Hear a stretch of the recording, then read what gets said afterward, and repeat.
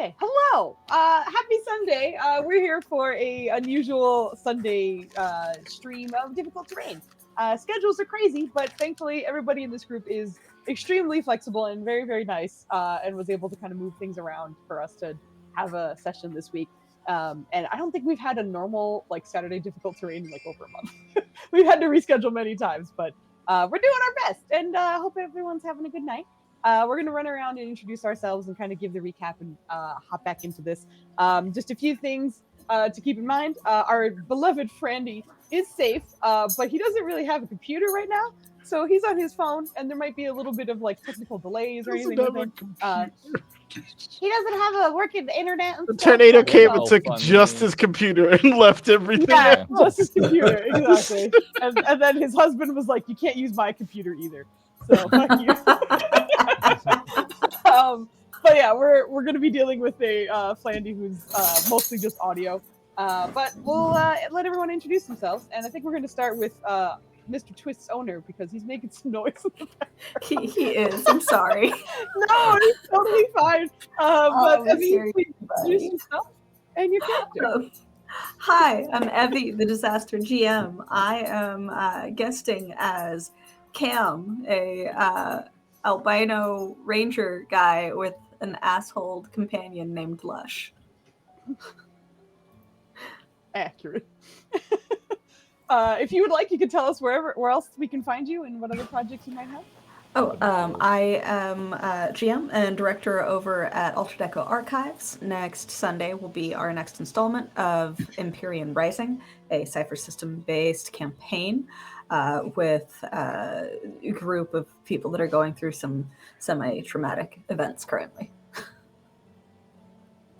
Decisions are being made, and I love all of them. So Yeah, lots of curious decisions. Very curious but decisions. it is a very good time. Yeah. I'm gonna pass it off to Vogley because she looks so cozy, and I love the colors she's wearing. Oh, yay! Yes, everyone, cozy time.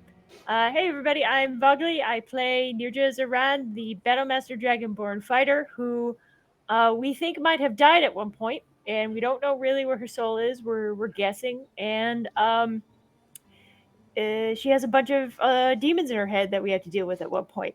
I'm gonna pass it off to my big brother Nanarj.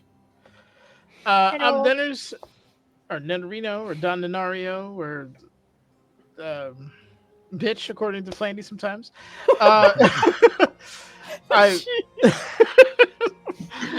DM on Fridays with a Legacy Campagna.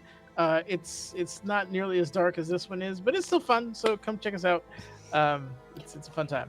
Foozca's upset, I don't know why, but then I play a Githyanki wizard who has had most of his spell slots for the day already spoken for, so that's going to be fun. But yeah, we're gonna have a good time, and we'll he's not traumatized or cranky at all. So this is gonna be great. I'm very excited for what's gonna happen. But I'm gonna pass it off to my fellow booty house enthusiast, Maya Papaya. Take it away, please. What's up, y'all? Lenders likes to pass it to me when it's time to get weird. You started this. I don't know what you're talking about. Flandy started this by putting his booty on the phone.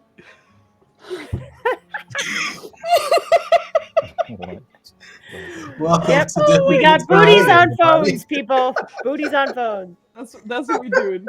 Fladuty.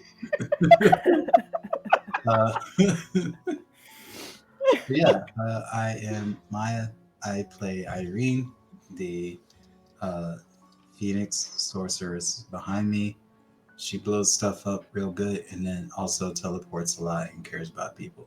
It's her whole thing, and also she's being pulled in every single direction ever made. It's pretty hot. It's pretty hot. It's pretty dubs. How's it going? Okay. This is day 2 of unusual dubs introductions. You scared Evie away. That's what he said. Dubs, you're up. Oh, hello. I'm Dubs. Father of the Nubs, husband to the Foos, player of Padrono, the half-orc, war cleric, who keeps the team alive. Spitfire, Flandy, but I don't know. Flandy, hopefully. Maybe. We'll take that as a no. We'll see if he can talk. Flandy, do you hear us? Can you introduce yourself? I feel like we're in a have a plan seance. bot? I'm introducing. I'm doing so much Yes! introducing right now, and y'all can't hear it. I don't know how long it's gonna be until y'all actually hear my introducings, but it's me, and I'm here and disembodied. Sound check so good. We got it. Flandy's here. It's gonna be a little goofy, as mentioned. But he's playing Ryland tonight. A paladin ? Furbolg. And We don't know. Who took that away from me? I didn't take that away from you. You took it away from yourself. You are the only one to roll the thing that your class needed to take it away from you. Oh my god. We had 3 for 3 failures on that. You were the only one to roll one of your stats that you needed. But anywho, we're gonna be hopping back into difficult terrain. I'm actually just gonna do like a few quick announcements, I guess, initially. We have our holiday one-shot Jingle Spells coming up, not this Thursday, but Thursday after that. And it's gonna be a very exciting cast, and it's gonna be all bards. So look out for that. It's super fun. Very excited. And we also have a new short series that'll be starting mid-January or so. And then after that, Nenders has some plans for some Shadowrun stuff too. So we have a couple like smaller projects that are coming up. We're very excited for. So that stuff's cool. And also, if anyone celebrates, Happy Hanukkah. That's happening right now. And then we have holidays later on. But Happy Hanukkah. And then we're gonna hop into our difficult terrain game. As we are hopping back into, I'm going to give sort of a general overview as well, because I think with all like the time gaps we've been having, some sort of details might have been lost. But overall, the team has come back from a gathering, having realized that over a year has passed in the meantime. They've been reaching out to various contacts, kind of checking in. Others have been doing better than others. Some contacts seem to have dealt with some strife in the meantime, while others seem to have been progressing.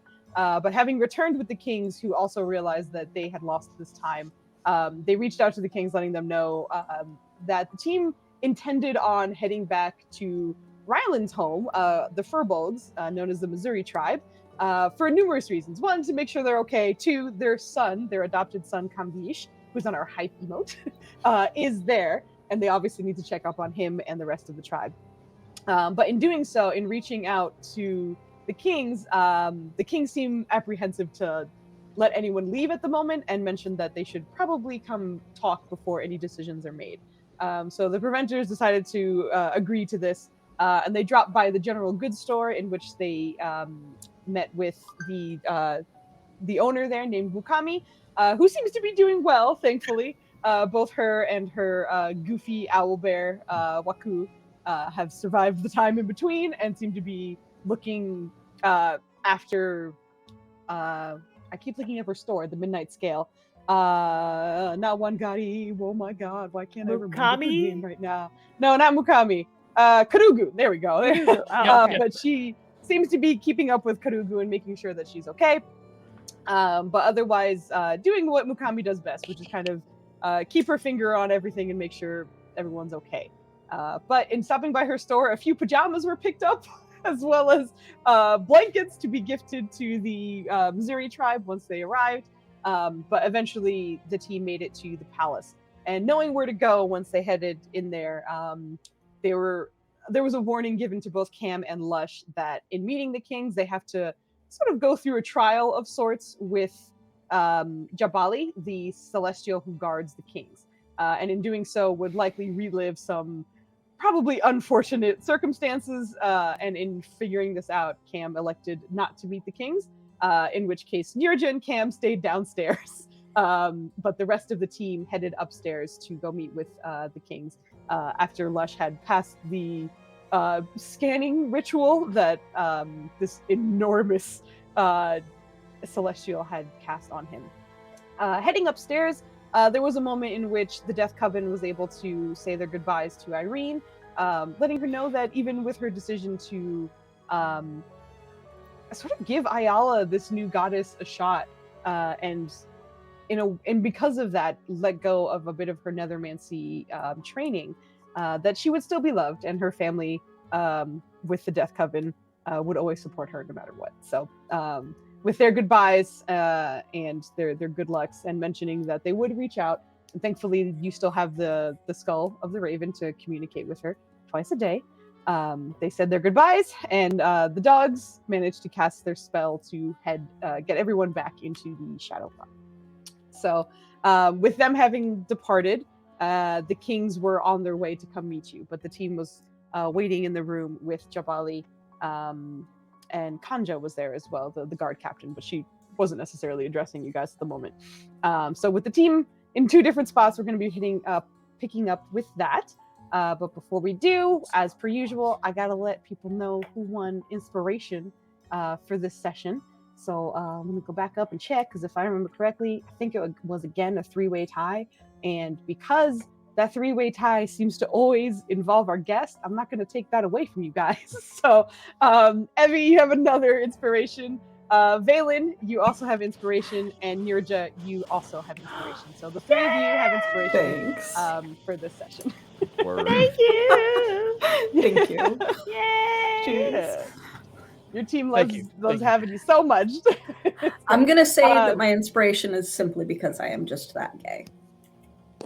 Following up on Friday's discussion. Yeah. Maya. What? Bad. I was looking at Discord and you're bad. I'm not letting you forget it. Oh my god. I don't think there's anything you can do to make me forget it. But yes, we're hopping back into this. The team upstairs did have a decent amount of time to kind of speak with the Death Coven and just kind of have that time together. I don't know if Nirja or Cam would have anything they wanted to address or do while they have their time together as well. But I wanted to at least give you the opportunity for the two of your characters, even if it's just you chatting, or if you two were just kind of be peacefully chilling in this space, whatever you would like. But I want to start with you two, since last session the two of you were kind of on the bench for a decent amount of time. So I'll kind of zoom into you guys, who I believe. Rylan, did you? Oh god, this is gonna be interesting. Rylan, did you ask Rusi to stay with them, or did Rusi come upstairs with everybody? I don't remember. We're gonna see how this goes. Oh, I don't know. Who's typing it to Twitch? I'm fairly certain that she did go with Ryland and them. I thought so too, to be honest. I was just making sure that I didn't possibly fuck that up.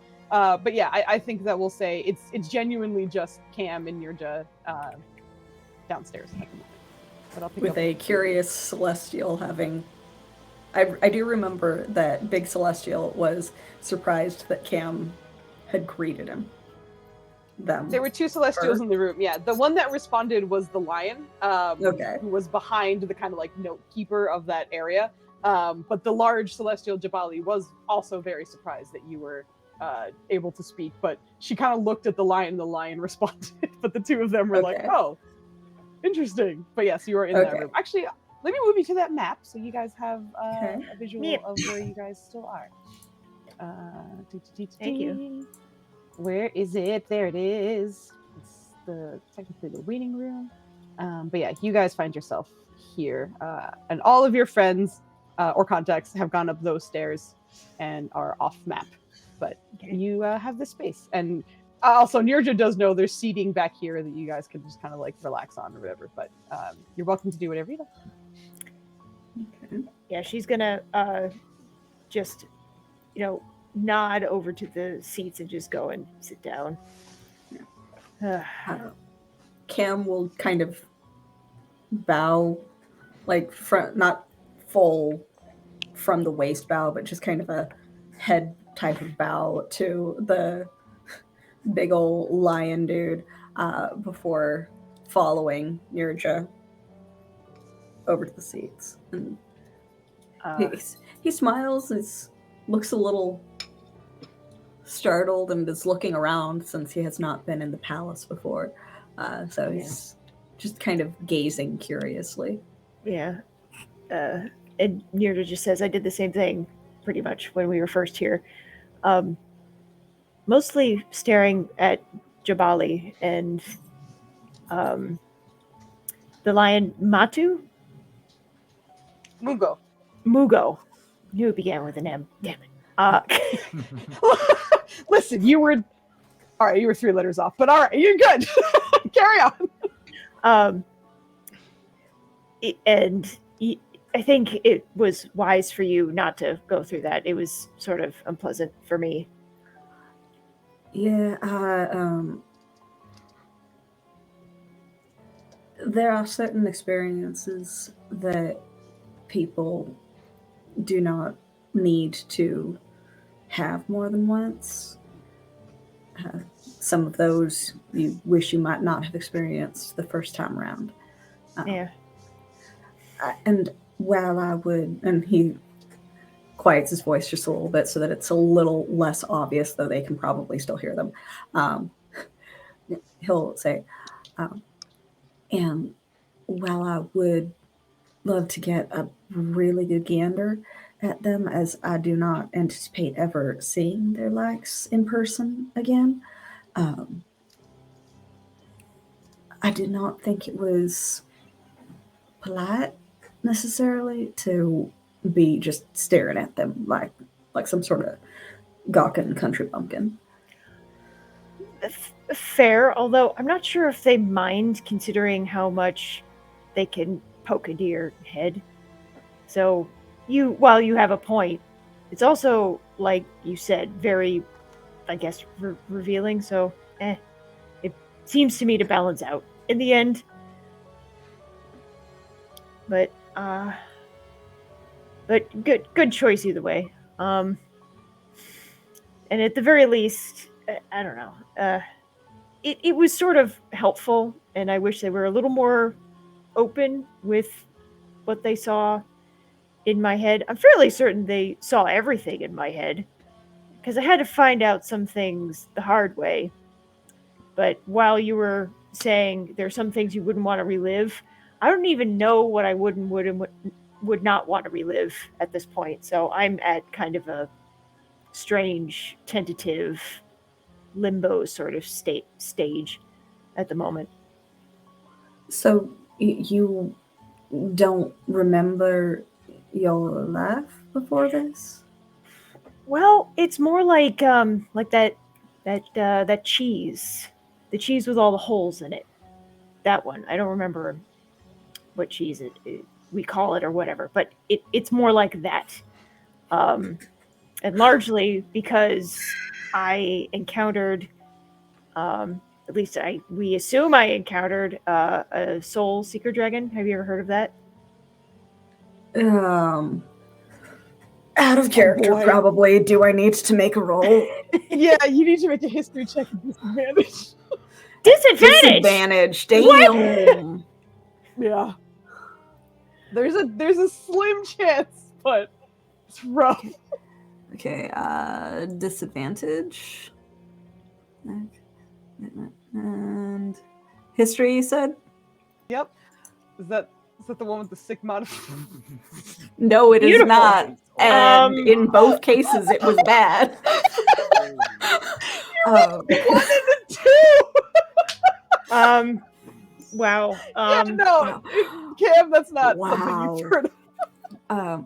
That sounds dangerous.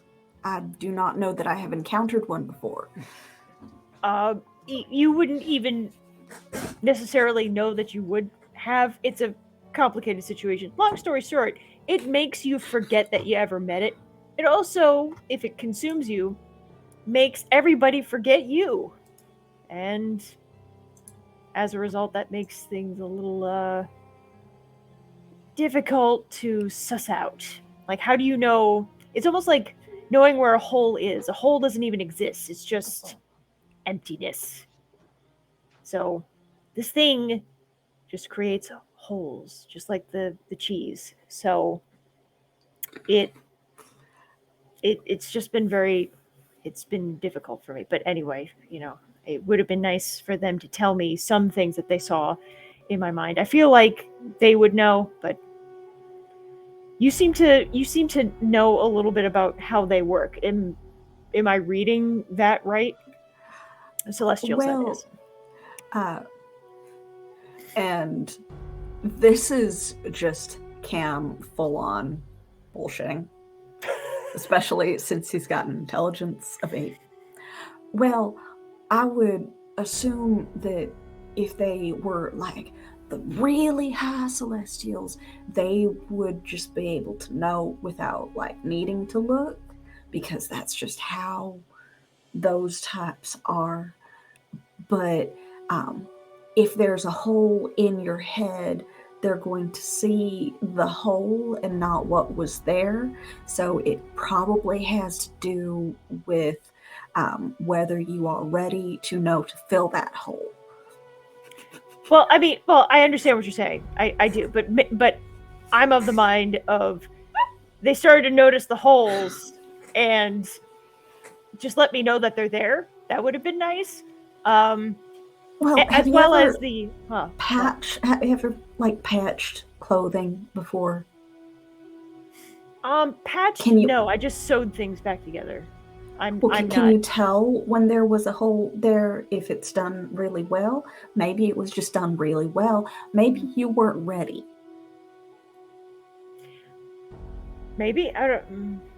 That is a whole other level of psychology that I can't even begin to understand. But I mean that's a fair point. You have a fair point. Well, they're gonna be a while, so do you want to try some practice or sparring or anything like that while they're doing their thing? Are we allowed to do that will we get in trouble for fighting on palace grounds? Well, they never said we couldn't. As you're looking around, as you're just saying, they never said you couldn't.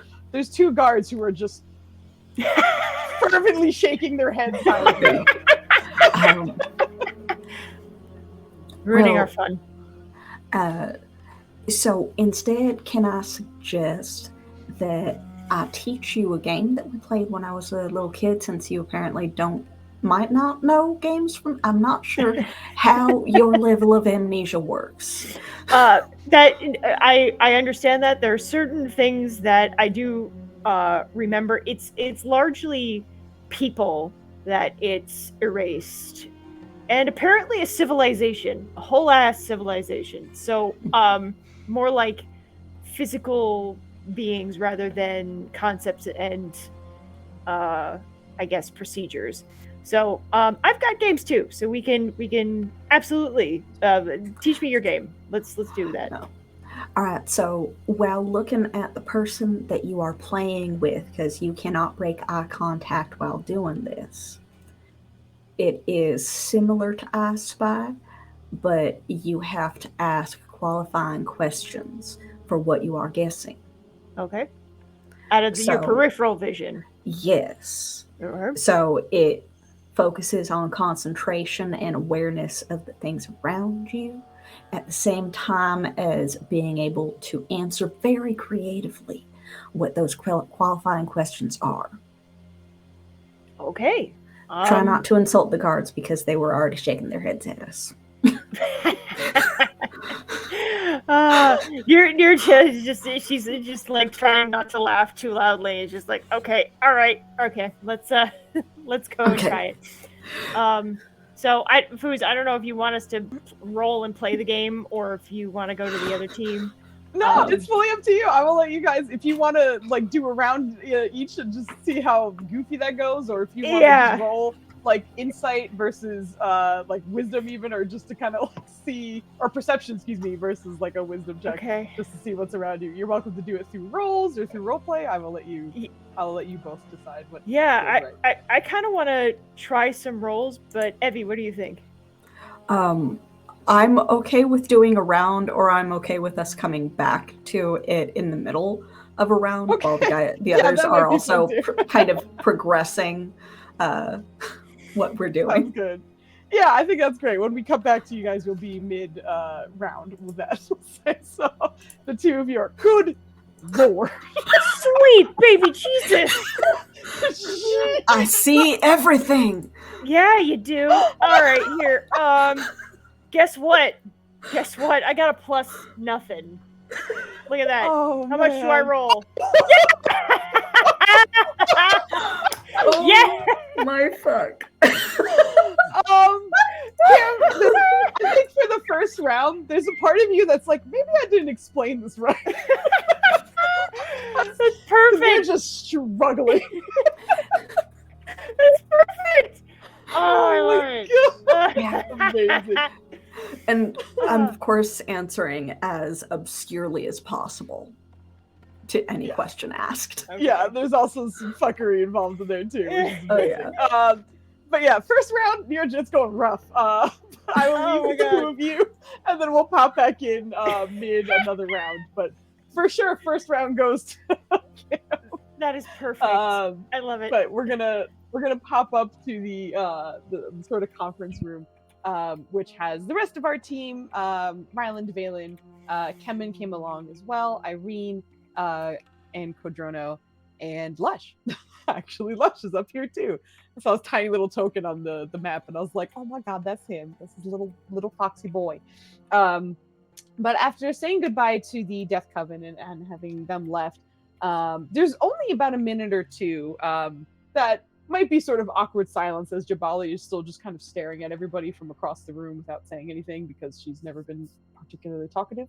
But after about 2 or so minutes, you hear a little bit of foot shuffling behind you as the two kings, as well as their princess daughter, come striding into the room, making their way across as they normally do to the other side of the table. And for a moment, it seems as though they're about to sit, but they either seem to elect to stand or perhaps don't feel as though they might be staying for too long. So in standing beside the table, they all sort of address you, Mytho being the one to speak first. Thank you for waiting.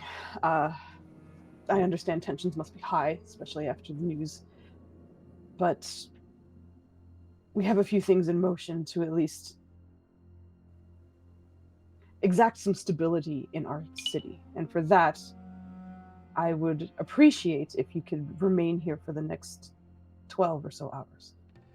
Afterwards, you are welcome to leave however you would like, but in using Jabali's abilities as well as some of my own, we will be doing a sweep of the city to get not only an arcane headcount of what has happened, but also a divine one. An opportunity to see if anything untoward has happened. And if anything is active, it would be very nice if I could have the preventers investigate. 12 hours, I think that's reasonable. Just kind of looks at the rest of the crew, get an idea of what they're thinking.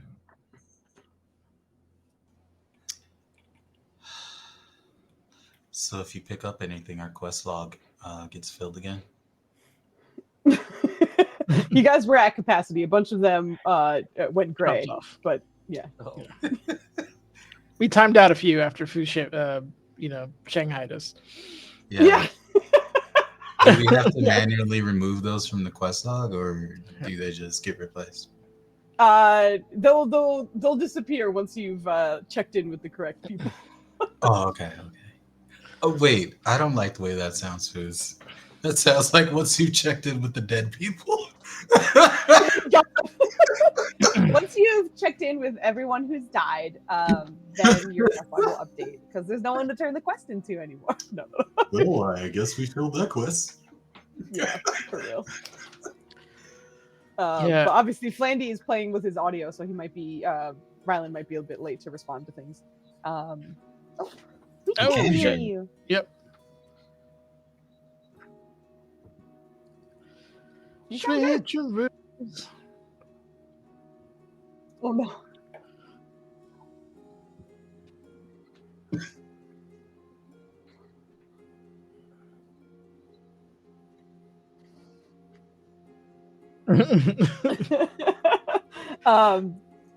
There's a bit of a pause, and then you start seeing your mom writing back. Take your time, honey. We're not going anywhere right now. We'll be here. Imagine telling your mother you're being detained. I know. I can't see you right now, Mom. I'm being indicted. It's not good. Excited. Oh god. So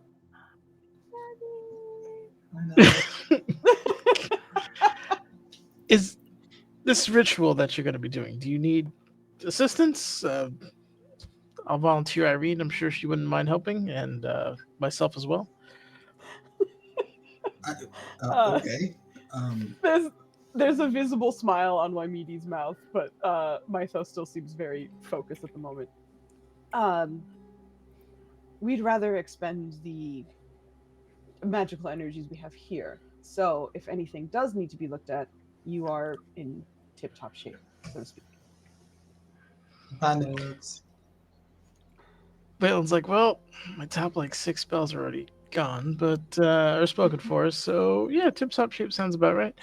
I do have my staff back though, so I got some juice in that.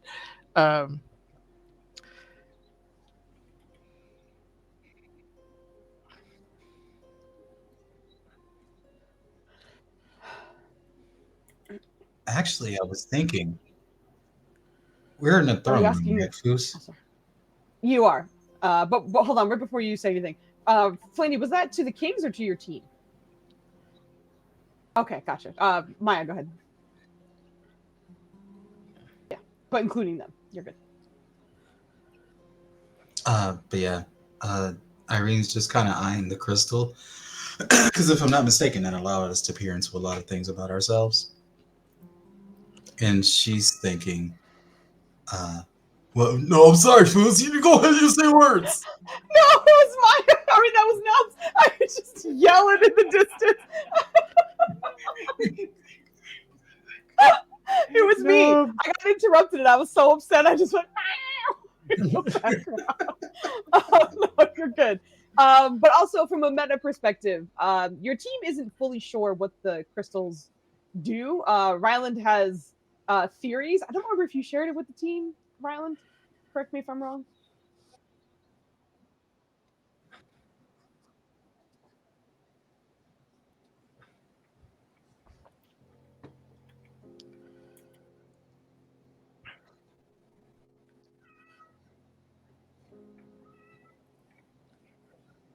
Faster, stronger. Yeah. Yeah, exactly. So it does seem to reveal things from as far as you're certain of, but it's more in reference to this city and whatever magic happens to be in this area. But it's not necessarily unique to you or your experiences. It's more the city itself. So that's she was kind of counting on that sort of link in relation to the city because we've been gone for a year, and she was wondering how's that changed, especially for you. Okay, yeah, gotcha. Although Ryland did he did ask also. He asked me, the DM, when he was walking back through, if he still saw people, and he did. So if there was a link that happened, it didn't seem to be severed as far as you're concerned. That doesn't mean you can't investigate further. It's just the information that you have right now. But with Ryland asking about sort of divulging some of the details, the kings nod for a moment before Wymede speaks up. I think now would be a good time if you do have time. Our ritual will be beginning in about an hour. but there is some prep time. But any information we can arm ourselves with is helpful. Well, anything local, Nubs knows, and so does Wamidi. So, It was 106 plus 2, right? 102 plus 6. Shit. Yes. 102 plus 6. Let's run that number by the Kings, see what they think. Watch that actually be the thing. Yeah. I would love that, by the way. I'm not here. Sorry. Yeah. Communication, magic communication is being intercepted still, or in the very least, read in transit. Yes, we've noticed that as well. There's chaos in many of the civilized areas. I'm sure Barmedia has been updating you, but just from what we've got, I can't think of anything else specific off the top of my head. Did you have anything, Irene, that you remember? Wait, are we talking about from the party or just during our time? What happened during the party while we were there? Well, we were at the party, but what was happening in the world? What's happening here? Yeah.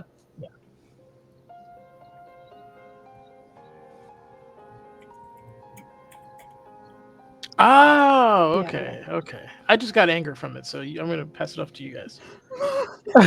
Dan's like, I'm pissed. I don't remember shit. What do you guys think? I think Irene can bring up some of the encounters she had there. Starting with one of the things that like creeped her out the most. What was that magic eating beast thing with the weird lady? That was. There was magic eating bushes there too. Some asshole shit. Who does was that? it that lizard with the one eyeball? Yeah, it was the Nothic. Yeah, Nothic. The magic eating beast. Just like very funny to me. Magic eating beast thing. There was the weird undead lady. I'm real good with names, y'all. No, you're fine. So good. But you'll not hear like as the welcomed illithids were a thing that happened. What happened? Oh, you rolled a made nat 20 for his wisdom, and that's great. that might be the first time ever. I'm screenshotting this for reference. And beyond that, obviously there was the. She's not going to mention why they spoke to Bakars, but she's going to mention what she discovered by speaking to him, like what's going on in Waterdeep, and mention that she was hoping to meet with him. Yeah, she's going to mention that. And I think she's going to like pass the mic after giving her own experience of what happened with the statues and the other games involved, because there were some she wasn't involved in. And, everybody had a different perspective of that. I'm sorry. Nubs is going ham on his cardboard box. I'm just going to... Yeah, fuck that box. I don't know. Now he stops, of course, but he was making so much noise.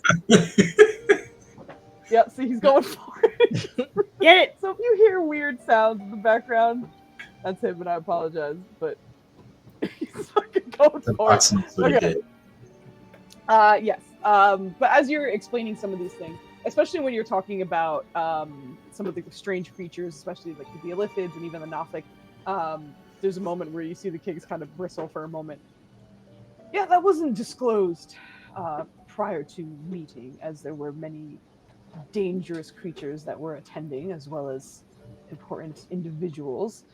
We ourselves found ourselves situated across from what seemed to have been reincarnated gnolls of some kind. Yeah, there were plenty of strange creatures about. Bakaris... I don't know if I'd say strange so much as I'd say intentionally placed creatures. That seemed to be the case. There were a few faces that we did recognize that were not only unwelcome, but active enemies of ours that we have encountered from other cities or locations, whatever it may be. There was an intention to keep everyone on their back foot. And I think they succeeded for the most part. I think the It's- purpose of those. I'm sorry. No, go ahead. The purpose of those games was to both gain information, but also provide information to the host. That did seem to be the goal. I did want to ask. I saw it's time for Nuff to get a treat. He I has a didn't- treat. It's right there. Wait. Just to pop out of character real quick. I bought boots like I don't know a week and a half ago or so, and got that box, and I was like, Nubs, I bought these shoes for me, but this box is for you. I really kind of just brought this upstairs for you, buddy. Here you go. And then since we were out, our cat sitter, our neighbor, was taking care of him, and she was like, "Did you want to save the box? Because he's been really biting at it, like really going at it." And I'm like, "It's fine. That's what it's there for." But I think she was like horrified because like he did so much damage. Look at all the little chew marks. He's working so hard. 3 times today. No, twice. Sorry, twice already. I've cleaned up all the little cardboard bits that he spits out. So he's making a new pile for me to like clean up later on. He's done. All right, good job. Also, Evie redeemed the treat, so you have to give Nubs a treat. Thank you, Dubs, for the Anyway. cat cam. Yeah. Yes, thank you for the cat cam. Kitty Very cat much appreciated. cam. Kitty cat cam. Kitty cat cam. Valen, you were talking about the games, right? So, Mytho continues speaking with you. I do believe that was the intention. It surprised the two of us when he personally visited us to entice us to join. We didn't have any intention, but you see him look directly at Irene. I do believe with a little coaxing, it helped us stay away. Sometimes appearances need to be maintained, but a clear head won out that time. And for those of you who did participate, I understand there may be personal details you don't wish to explain, but if you have any ideas as to what information he gained, perhaps why, I'd be happy to hear it. It's so cute now. I know.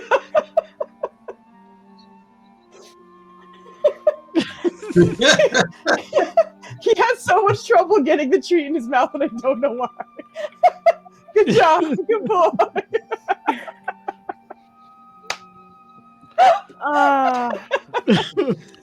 Nubs the Clock Thank you. is the best time. Bless you. But yeah, he was just asking if you have any ideas what they could be used for, or what information he might have gotten.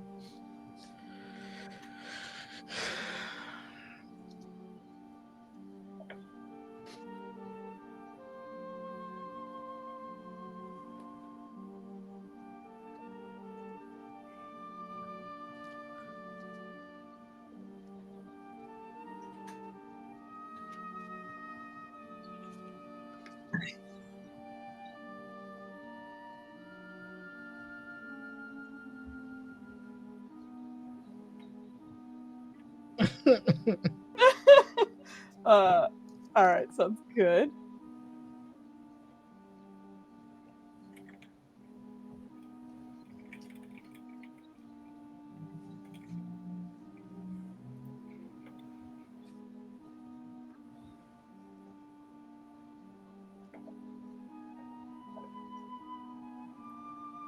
That was our prize for the last game.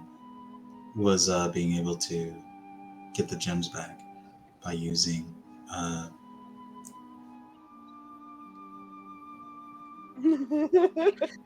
The attack why and the is your tenacity- thing violating the rule of time. I don't.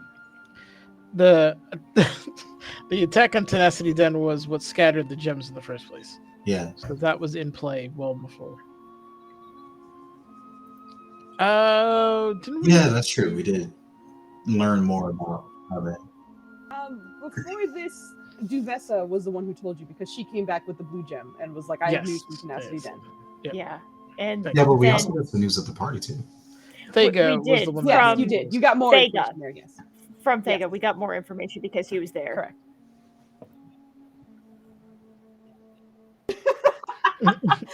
With our brains together, we can figure this out. All it takes is 3 brains. That's all you need in this world.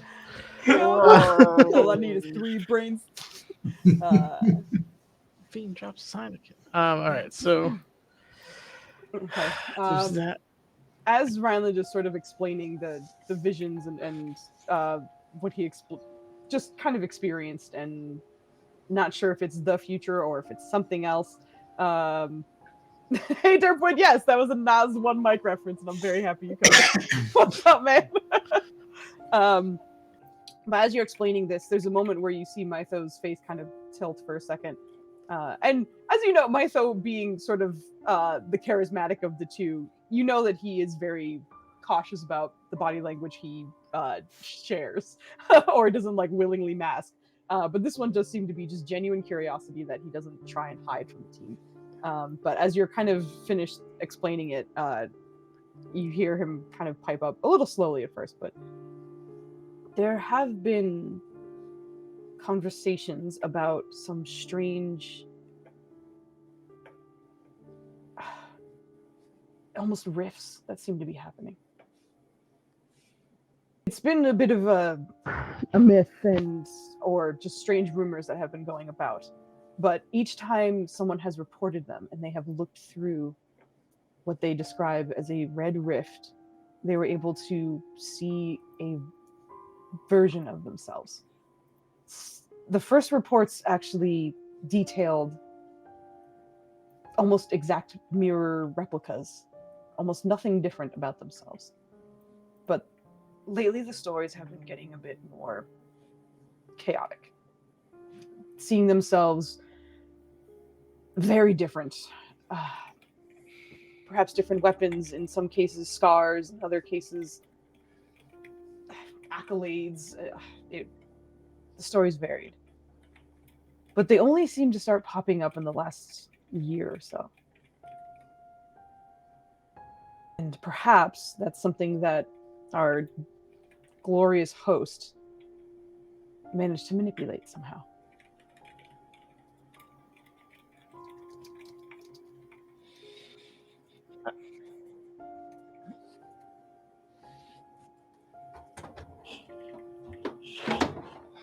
I can't say. The strangest thing about our host is that he He's an asshole. Everyone was thinking it. I just did it. I know. Everyone's like, I know what he is. He's a dick. But he continues. He seems to very much covet information, which is a common trait, especially those found in those very important parties. But it more feels as though he is bringing this to a goal, a point. I'm not entirely sure what it is yet, but I imagine in those visions you were able to learn at least something about yourself, whether that was positive or otherwise. But maybe in learning something about that, he is also learning about possibilities he might not be able to on his own.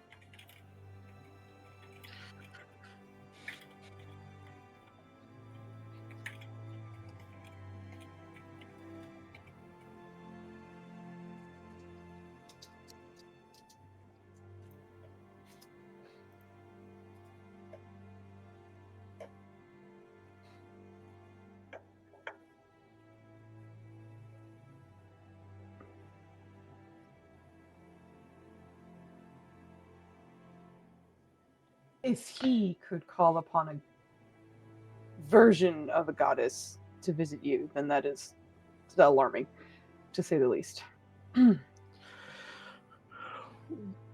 What if these are theoreticals? What if he's constructing theoretical because none of us came through that unscathed, correct? Like all of our avatars were worse than we were for the most part.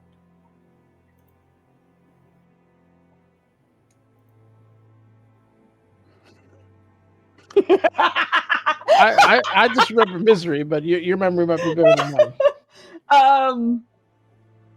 Nirja was the only one who had a vision of herself at her at a higher At the version of peak. herself. But Yeah. but she Yeah, but wasn't. she was an She's not in asshole. this room.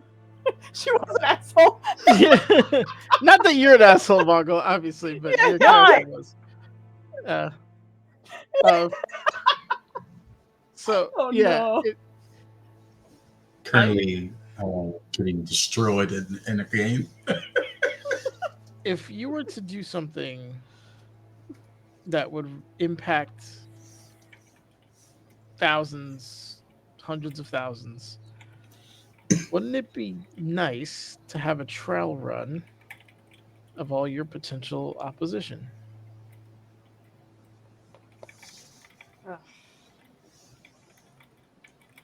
That's what I He would looks do. at Mytho. Mytho's the wizard one, right?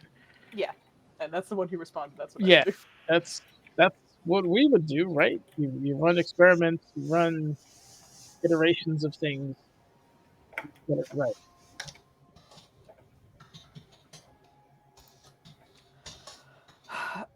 Well, that being said, I believe each of your team has at least dipped a toe in such games. So,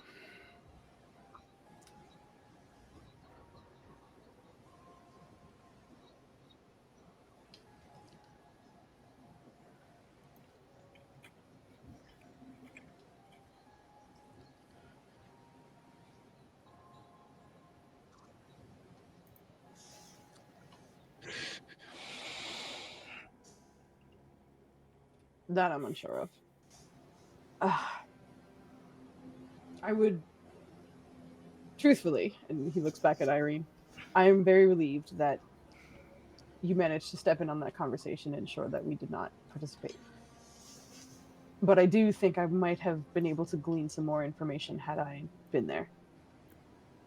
In the end, it's better that I did not. But from an outsider's perspective, I can only piece together your stories along with any rumors or information I may have heard of. Speculation at the moment, but clearly he gained perhaps a vision of perhaps each of you at your height or after some downfall of some kind. Perhaps how you handle grief. Perhaps what can cripple you. But he has that information. And there's nothing much we can change about that. Just keep that in mind.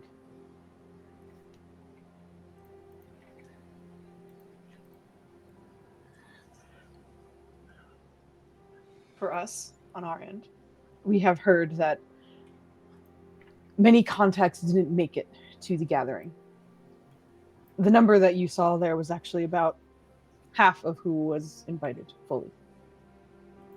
And upon returning, I have checked up on a good amount. Of the 35 I reached out to, 20 were reported dead.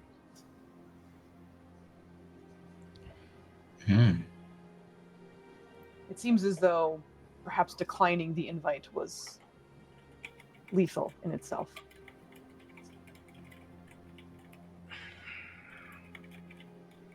The other 15 I'm struggling to get in contact with. Also, knowing any spells that I cast to contact them will be overheard by the person who perhaps wants to kill them is a bad idea.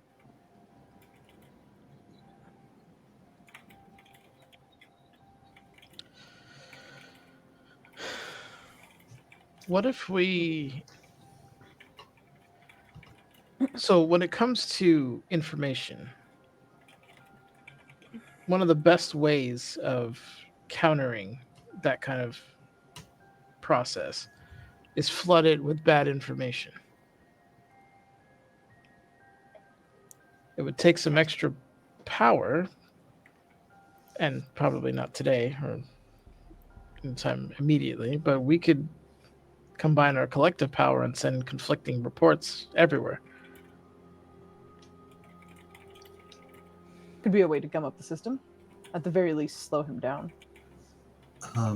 Did we discuss the weird time anomalies? Not just with the bless you. Bless you. Bless. Thanks. Okay. I managed to mute before I sneezed this time. Sorry. Good job. Yeah, did we manage to pull off the weird? We'll discuss the weird time stuff, not just around the party itself, but around. I keep forgetting. Bardbo. Bobard bitch. We just yeah, call him the violinist. the violinist. There we go. No, we call him the Bobard bitch. Well, Wogley held your hand the whole time through that. Go ahead, Maya. Like the weird time anomalies and how he's pretty much able to break the rules at times to heed our request. Well, he didn't. Well, that was If we were, yeah, we were. Actually, we were going fast. yeah. He was going slow. So Yeah, but If so when when he- he appeared, he barely did anything. right, because the time that we're so far ahead of time. But there's also the way he fights. He's meddling with time in all cases. But the reason I brought it up was just because could it be possible that they're using their manipulation of time to interfere with the communications as well somehow? That would require. That's interesting. I don't believe so. Any communication that we have been testing has been going through without any delay. But that's not to say that perhaps there was manipulation during the time we were there. And it also makes it very clear as to why the courier system was necessary for contacting the rest of the world. If they had control over the time, then any messaging we did from up there would likely not go through at all. Or if it did, would simply arrive as a buzz of a noise before it disappeared and was just unintelligible. Actually, The courier system was likely immune super to it. fast or super slow. when it comes to those messages, didn't we at one point attempt to destroy the letters they were sent on? Only for strange timey-wimey shenanigans to occur, and we'd wind up with the letters all over again.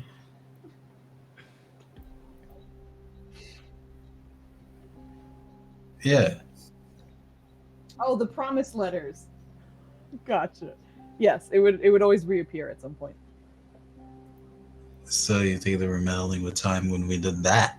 Maybe.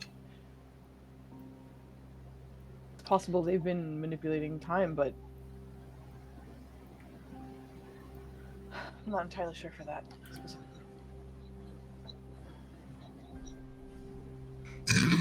No, cat, you're Okay. gonna stop it. The kings are like, there's no cat in this whole room. That you know of. Just me. Yeah. What if we? So we have something that's collecting a tremendous amount of data, and we have an enemy that erases data. How do we intersect those two paths? Find something that doesn't want to be found and erases anything in its path, or I'm not sure where the Melodious Master dwells, even. If there is a time manipulation that he can do at whim, I would use that to cloak my every move. Imagine if we see him outside of such thing, it is because he wills it. Hey, Foos, I can't remember correctly, but when we got hit by the Blue Eyes White Dragon and wound up talking I'm sorry, you can't breeze past that. What did you say? When you got hit with the with blue eyes, white. Well, the white eyes, blue dragon. I don't know. Then the mid eyes white, and then we went to the place, and then eyelashes happened, and then we had a long conversation with a weird man or thing, and then like, how did time pass comparatively in the void space while talking to Maybelline versus in the normal space while everybody was looking at us being like, "Yo, what's wrong with your face?" Oh, when the most of them happened overnight. A lot of the visions that you had weren't while you were still like up and about. The only time something like that happened was with Valen and Kemen when they were pulled in to speak with the queen. And that, as far as you know, it does seem to have elapsed over the same amount of time, because both of their bodies like hit the ground, and you guys were like, "What the hell's going on?" And then like a handful of minutes later, they popped back up.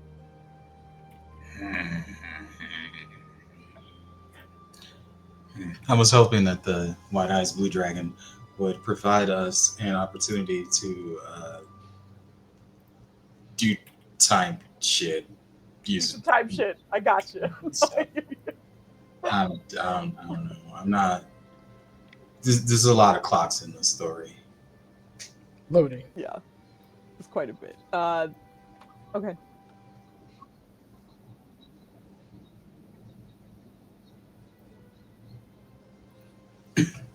We asked that. No, they told us no, didn't we? What if the Melodious Master is the Soul Seeker Dragon? Yeah. Yeah. Yeah, I so vaguely far remember it seems like it's pointing towards no. Just from the hints and such that you have. Well, that's perfect, because that would just be a giant pain in the ass otherwise. Yeah. Well, it makes sense, right? Because the Soul Seeker Dragon destroys knowledge, but it hoards what it destroys, correct? Yeah, and if you remember the movie Shrek, remember that dragon that had the crazy eyelashes? Yep. Cool. We need a spray bottle in real life in Maya's room, so we can just remote act, push a button, and have Maya get sprayed. All right. We can make it happen.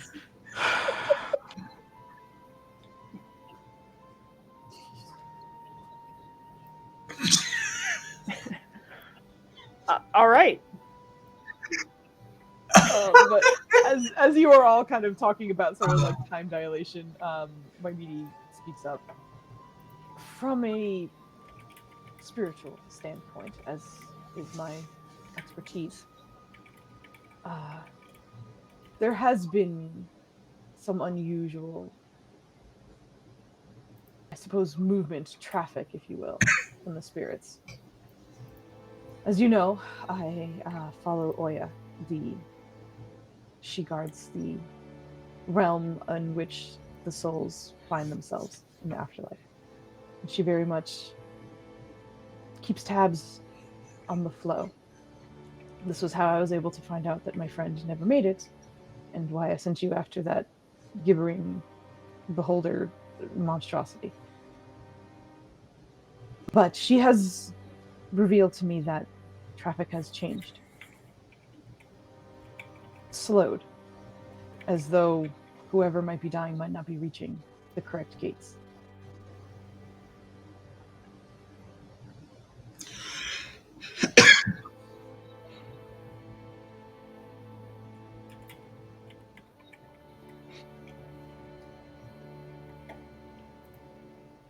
While that does seem to be a concern, I don't believe it could be blanketed across so many people so quickly.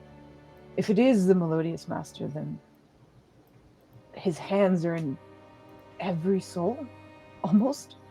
That seems excessive. Unthinkable. That seems excessive indeed. I think instead, perhaps at least, it almost feels as though, maybe for a moment, they're being misdirected. We need Pharasma. Perhaps. You need what? Pharasma in Pathfinder, she's like the goddess of the dead. She does not play these soul games. If you're fucking around the soul, she gonna beat your whole ass. Well, that's an idea. I mean, we got some goddesses that may help us. Well, we do. Well, actually, we just have to assassinate somebody, but you guys are all getting cold feet about it.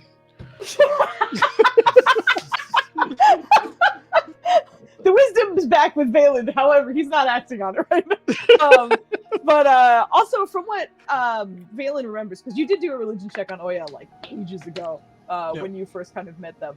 But she is known as the warrior goddess of the spiritual gates.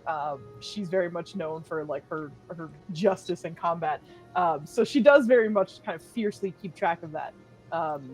But it almost seems as though there's something that's kind of blinding her to it, from what you're getting in this conversation. Which is also a bit of a God. Yep. Something that she can't seem to keep track of. What? How? Look. Listen, Just to considering recap, by the Ryland's way, situation, it's not that hard. That time travels at will, right? Doesn't seem to have a power source connected to it. Just does what he wants willy-nilly. Is manipulating potentially all the souls on Toril, and is doing so beneath the noses of gods whose domain that falls in. Are you gonna give us like a proton cannon or something to counter this? I feel like I got a butter knife in an artillery fight. It doesn't. You got this. But as he continues, the thing I do want to mention in speaking of this. Foos, I'm very sorry, but I'm having great difficulty hearing you whenever you. It might be my hair, because I think every time it goes over the mic, you guys have some trouble. So that might be it. But if it still goes quiet after that, tell me, okay? Okay. But he continues. My the fact that you said it so quietly. But he says, what I'm mostly concerned about is that resurrections might not work as expected. If souls are being funneled in a different direction, then if someone is lost, getting them back might not be the same. And this is when Mytho kind of speaks up. And I have a theory towards that as well. If there is a strange soul or spiritual redirection of some kind, but that this creature has access to these rifts, these other personalities, perhaps you might get the wrong one.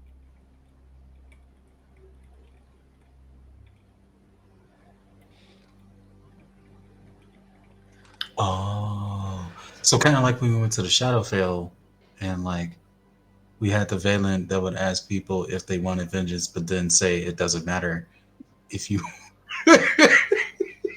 I just saw the fanciest butter knife in our difficult terrain. Yeah. Oh no! Oh my god! Thank you, Zach. Thank you, Emmy. That was top tier. But they explain that bit and then look back towards the crowd, the group. Oh god, I didn't even have you in the right fucking. I'm looking at the room and you can't see anything. I apologize. It's not. Yeah, please yell at me because I was like, I can see everybody who's in this room and stuff, and no one else can. I understand. Yeah. Considering that Cosvina is caught up in this now as well, Irene is going to bring up that this isn't really the first time we've come across our doubles, and then talk about what transpired in the Shadowfell. Well, that's specific to the Shadowfell. That's normal. So what? That's normal for the Shadowfell. It is, but yet, Cosvina being one of them, one of the promised, and yeah, exactly. For the resurrection? Hmm? They're saying they imagine it will be a different version of you if there is a resurrection of some kind. They're not sure though. So nobody die? That's usually the goal. Typically that's the plan. Let's try not to die. don't die.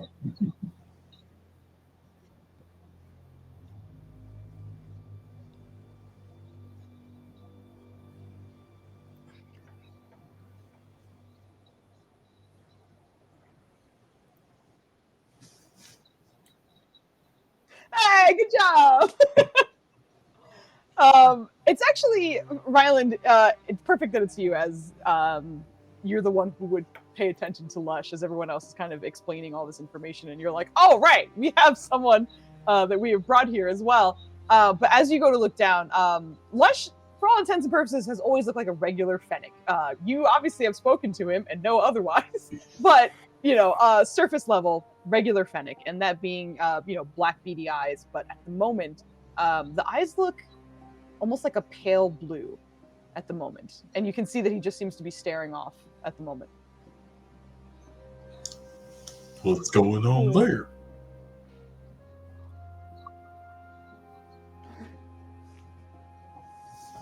He's high as fuck. I think it depends on how you're looking at him. If you're looking at it from like a medicine thing, then that's likely a medicine check. If you're trying to find out more about those eyes, that's likely an arcana check. I know you're great at both.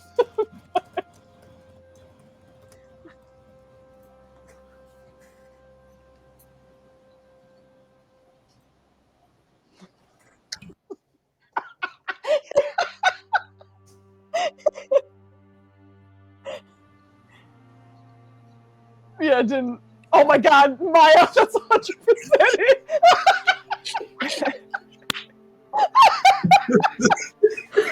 He's seeing into the astral plane. If you're not in Discord, you need to see these gifs. They are 10 out of 10. Oh my god. All right, sorry. Flanny, go ahead.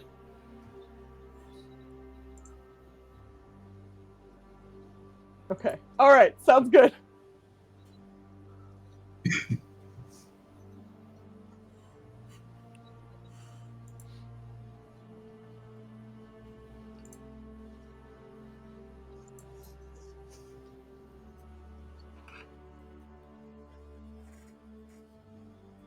Are you asking Lush?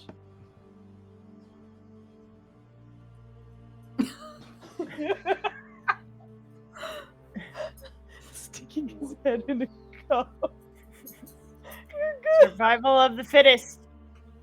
Regardless of what Ryland's intention is, as soon as you kind of pull everyone's attention over to Lush, the rest of the team you do recognize. There seems to be sort of like bluish, almost teal kind of colors that have fully taken over his usual fully black eyes. And as you pull everyone's attention in that direction, Mytho kind of raises an eyebrow and just, is he with us right now? He's high as fuck. You think there's a chance he might be communicating with that's the wave emotion.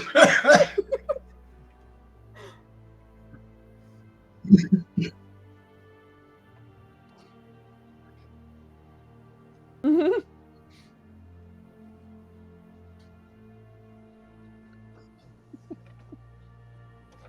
So I'm gonna do this thing where I'm like, poor Flynn. You can do it, man.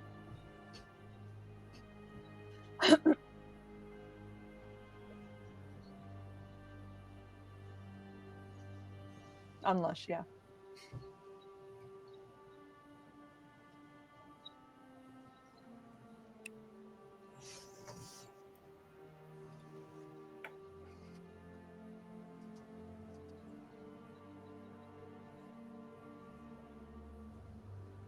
No, it just feels almost like his eyes like drifted, and that he's not focusing on anything in particular because he doesn't likely see what's happening anything in front of him. I would say just in general, with your knowledge of animals and body language, even though he's not quite a regular beast, the regular senses don't seem to be activating. Even as you're all speaking, the ears aren't moving. You are relieved to see like the chest is still rising and falling, but yes.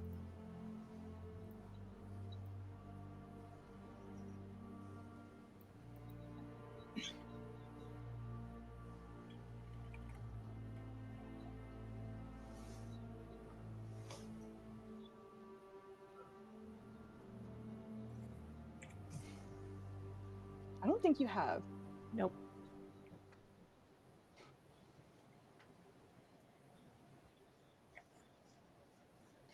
Mm-hmm.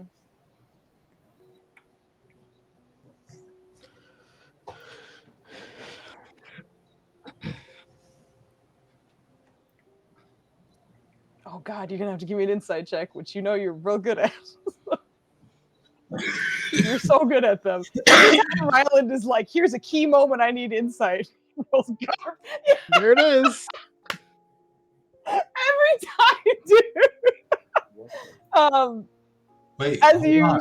If you, that's 106, right? no, it's a 10. You had natural 4 with a 6 addition added to it. But yes, there's 3 inspirations and I believe 1 player inspiration, and I have DM inspiration. That's the I'm gonna inspiration. say right now, you're rolling against the Kings, and you're starting with 10. I'm saving it for Yeah. you to become a paladin again. Yeah. Oh, Is he gonna even try doing that this session? Yeah, I'm that gonna is say- like adorable, though. My Yeah. goodness. Oh my goodness. We're gonna help you be Here, a I'm gonna use my polyamorous D4 man. to try and help. If- I'm gonna let you know right now. A D4 will do nothing. Okay. Okay, all right. Never mind. Because I did it. like, keep in mind the scale of things, right? Like you've seen them roll like in the past. You know that some of their modifiers were like a plus 17 or whatever, and he's going against the 2 of them. Like they're social facing people, so they have to be good at social things. So a 15 is not going to do it, even if for some reason that was a D5. So just knowing the scale of things, yeah, a D4. I remember actually at one point, Ryland with inspiration, you wound up getting like a 34, but I rolled bonkers on one of the kings, and you couldn't get the insight check on it. Yeah, exactly. That's why it's like, don't save your inspiration. You're good.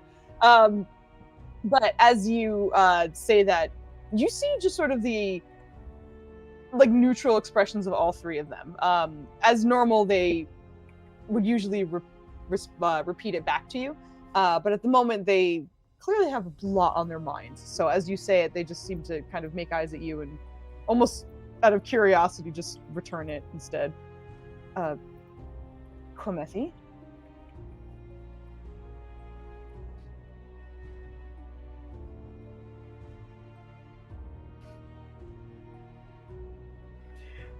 Could you not get us arrested? We're trying to go back to your home in 12 hours. Give me a persuasion check, please. Oh God, what? Nope. Fucking hell. Who brought the country bumpkin, man? We ain't getting out of here now. This is like a moment where like the 2 kings seem to go silent, but their daughter, who's been quiet this whole time, the princess, just kind of looks quizzically at Ryland before speaking. Are you okay? What's wrong with your eyebrow? He took a few blows to the head in the last tournament. He'll be fine. Okay. Okay. Well, if you want to talk a little bit more later on, we can. But as long as your eyebrow's okay and you're all right, that's good. Head trauma.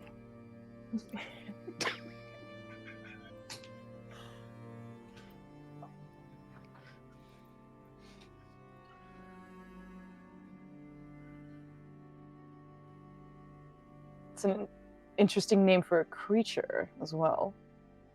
Lush. Like you see Mythos say his name at the Fennec and just almost like testing to see if the Fennec will respond, but there's no response, and you see him shrug a moment.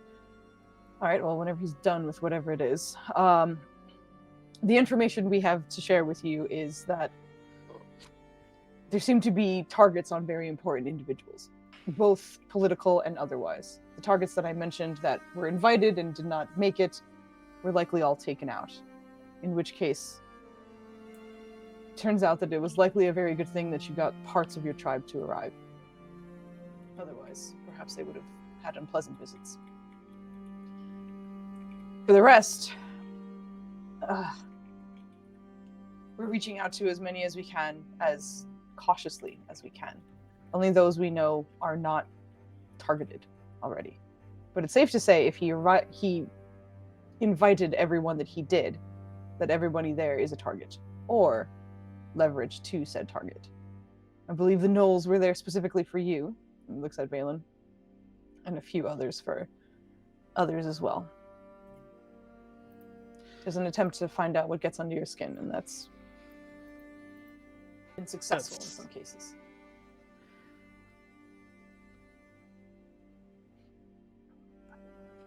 Yeah. The null issue. Satyrs. Oh, the satyr! The satyr. Oh, The guy who wanted to dance with him, yeah. Maybe he was just a fuck boy. Anyway. He continues. We spoke to a few of the contacts that we had known previously, and each of them felt scared to be there in a way. So, although we seem to perhaps have a little bit more information, or at least from what we've gathered, I believe a decent amount of the activity is happening around our city for a reason. For the other cities, it almost seems as though people in specific are being targeted. But for the activities that have been happening here, for the fiends that have been showing up, then he kind of, Mythil looks back at Wangari for a moment, just kind of reaches out to squeeze her hand. And for those who are no longer with us, there are too many signs that point to something is likely targeted here in this city.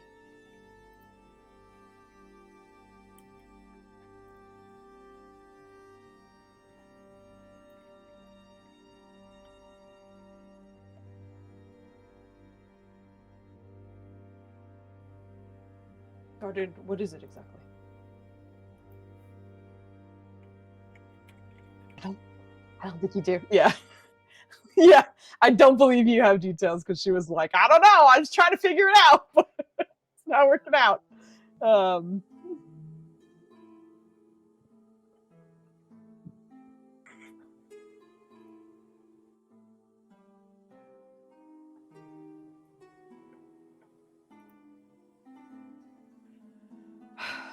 Do you know how far it is from the city? Yeah, it was quite a good day's travel, like out there. You see him kind of take that information in. All right. Our search was intended to be within a certain mile radius. It would delay the time in which I would need you to stay on these grounds, but I could possibly extend our search to include perhaps that site.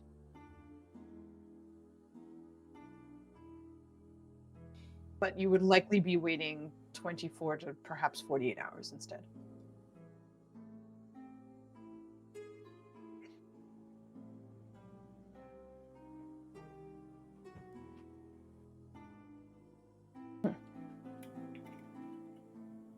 Something to explore, perhaps.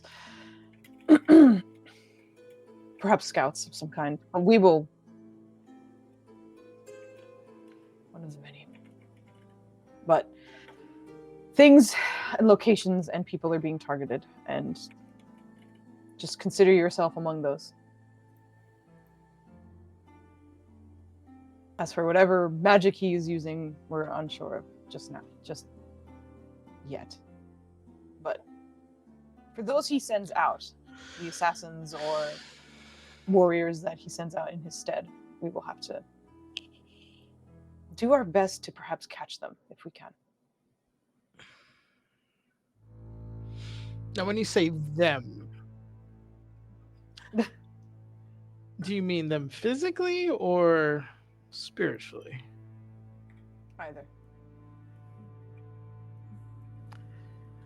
So we're not exactly at a kill order.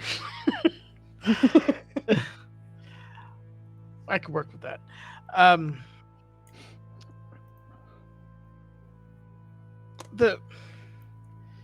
Can Valen make a history check on devils?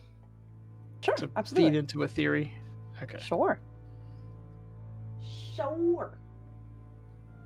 Jesus Christ. Let me know what your theory was, and considering Valen's, background, I can let you know if that's good enough. So, DM Nenners is aware that devils usually use souls to try to create more devils. Right.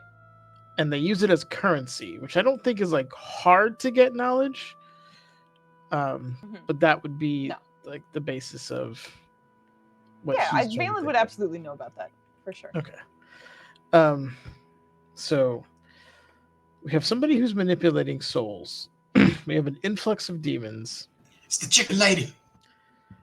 Now, just to be clear, I think a lot of times it's the chicken lady. It's the grandma the whole time. We could have finished. We could have saved this whole world if we just beat the brakes off that grandma we found in the astral plane. This campaign is getting turned. Oh my god, that sounds so bad out of context. This campaign is basically Rylan was right. Oh, God. Rylan was right, man. We had to kill the chicken lady. We had to kill the chicken lady. That was it. Yeah, who knew? She is the linchpin to this all. She While is. we're having this, Cam, Actually, Cam, please do me a favor and roll me a Constitution saving throw. Whoa. wow. What in the fuck? But then They're go ahead. invading. So he's gonna say. I just want to also be clear. I know a lot of times, like people will say like demons and devils like interchangeably. So when they said like when we got instructions from the Archfey and via Thega and Vivi, that demons were invented. Was it like a fiend situation, or was it specifically demons that were coming? I think this would also go in with your history check as well. The Tenacity Den did say fiends, but they seem to, from what Valen has encountered, like 90% of them are demons. There's been 1 or 2 devils. One of them was that fucking horrific combination of the two. The one with the glass brain. Yep. The one who had to roll for brain damage. Yep. And then there was one other that seemed to have been contracted, but didn't seem to directly be involved in kind of like the fuckery that's going on. Everything else that you've encountered that you... Was that your inspiration roll? Jeez. Oh my god. She's wrong. Not good. What the fuck? You need a hug. That's horrible. It's okay. Together they combine into a 7. You know what? What the Because actual it's a con. Because it's a con throw, I'm gonna do this. Con bro, let's do it. What are you Fucking doing? hell! Stop it. I'm just not meant to pass. Cam Oh, drops gosh, dead. you gotta let the roll happen. Okay, 9. What the fuck, Is dude? she okay on a 9? Ah, jeez. Okay. Brutal. All right. This is an important lesson to learn, everyone who's watching. Sometimes you just gotta let the bad roll happen. You can't inspiration your You way do. out of everything. You just can't. Sometimes the roll is too low to start with. What? You need somebody Sometimes that's- convincing you. Yeah. Indeed, how it goes. All right, and at the same All right, time, well, it 1 was second. nice knowing you guys. It was a good time, guys. It was a good time. Last time I had to roll a Constitution save, I saved and took half my life. So good luck on that one.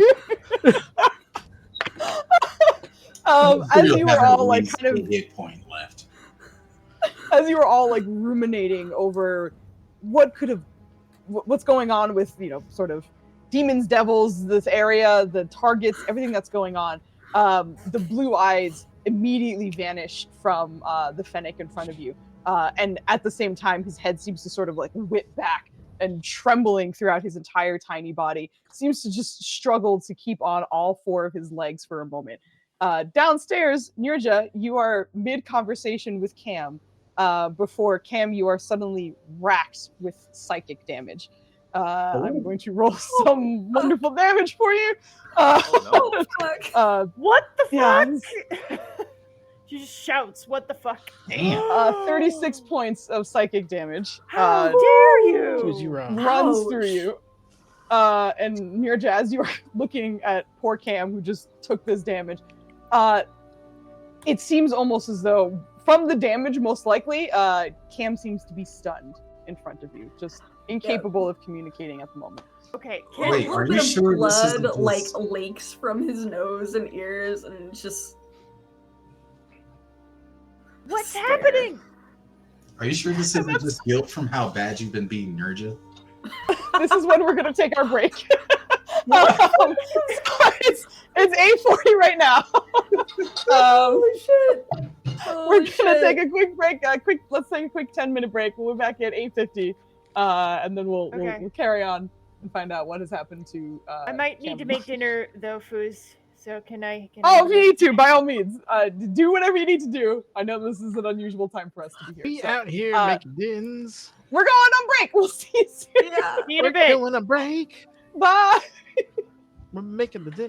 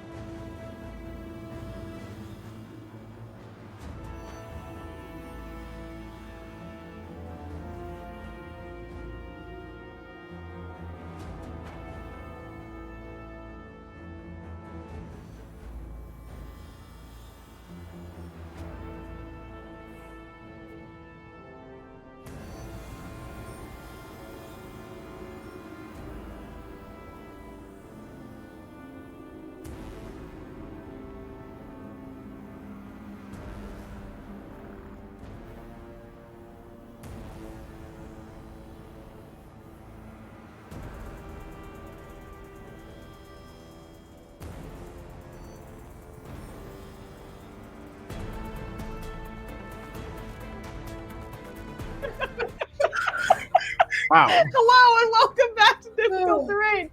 Maya is being wildly inappropriate, and that's why we all came back laughing uncomfortably. But we're happy to be here. Hello. We are going to be picking up with the crew as they were speaking with the king, sort of exchanging information, kind of gathering a few theories on the Melodious Master.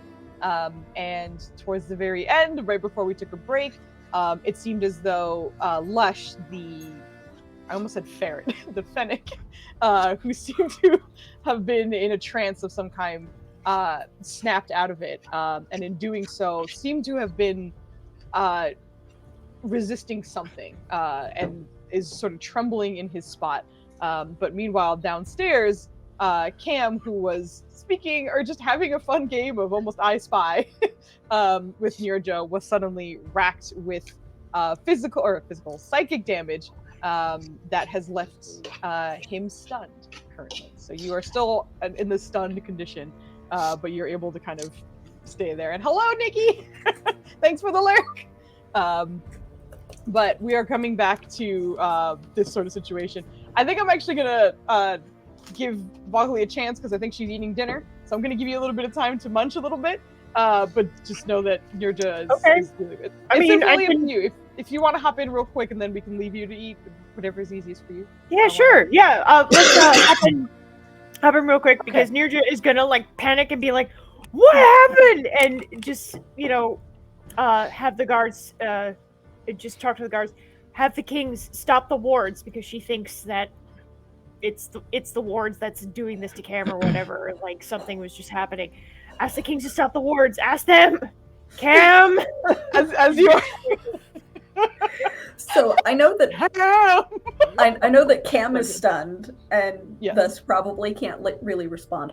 Can Cam feel that it has to do with Lush, or is it just sudden pain?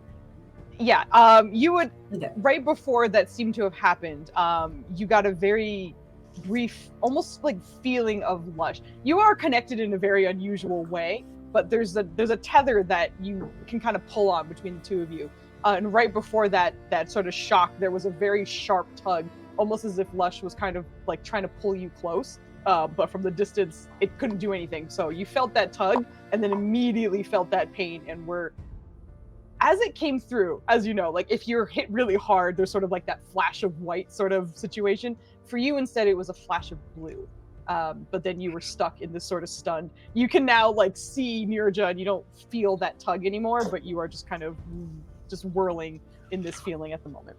Oh, he's in full panic and is going to rush in the direction that he thinks Lush is, forgetting that he hasn't passed through the necessary things to help, and will probably get clotheslined. Yeah.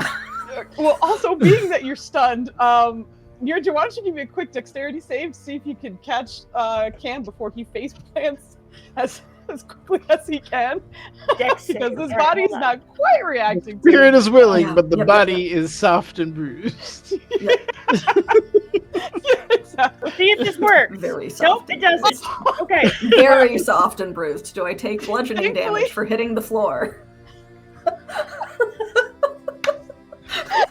Thankfully, this was not a terribly high DC because you are not like wriggling out of Nirja. It's literally like you watch someone go, huh, and then like just kind of lurch forward and fall. So thankfully, the DC genuinely was 10. So that's my was like, you fucking barely made it. Like, Nirja, you can describe how you'd like to kind of catch Cam, but you do see him lurching off to look like he's about to go upstairs, at least from the direction you can tell. But does not have the coordination to do so. Mm-hmm. Well, she's gonna essentially hug from the side, and one arm is just gonna stop him from like face planting, and she's just gonna, sort of like grab something on his back, probably the glaive if it's secured, and she's just gonna, try to right him and say, "Whoa, don't start running. Where are you running to? What's happening?" He's probably just slurring Lush's name as he does struggle just ineffectually. Okay. Can we get can you help us get the fox back here? Can you? The fox.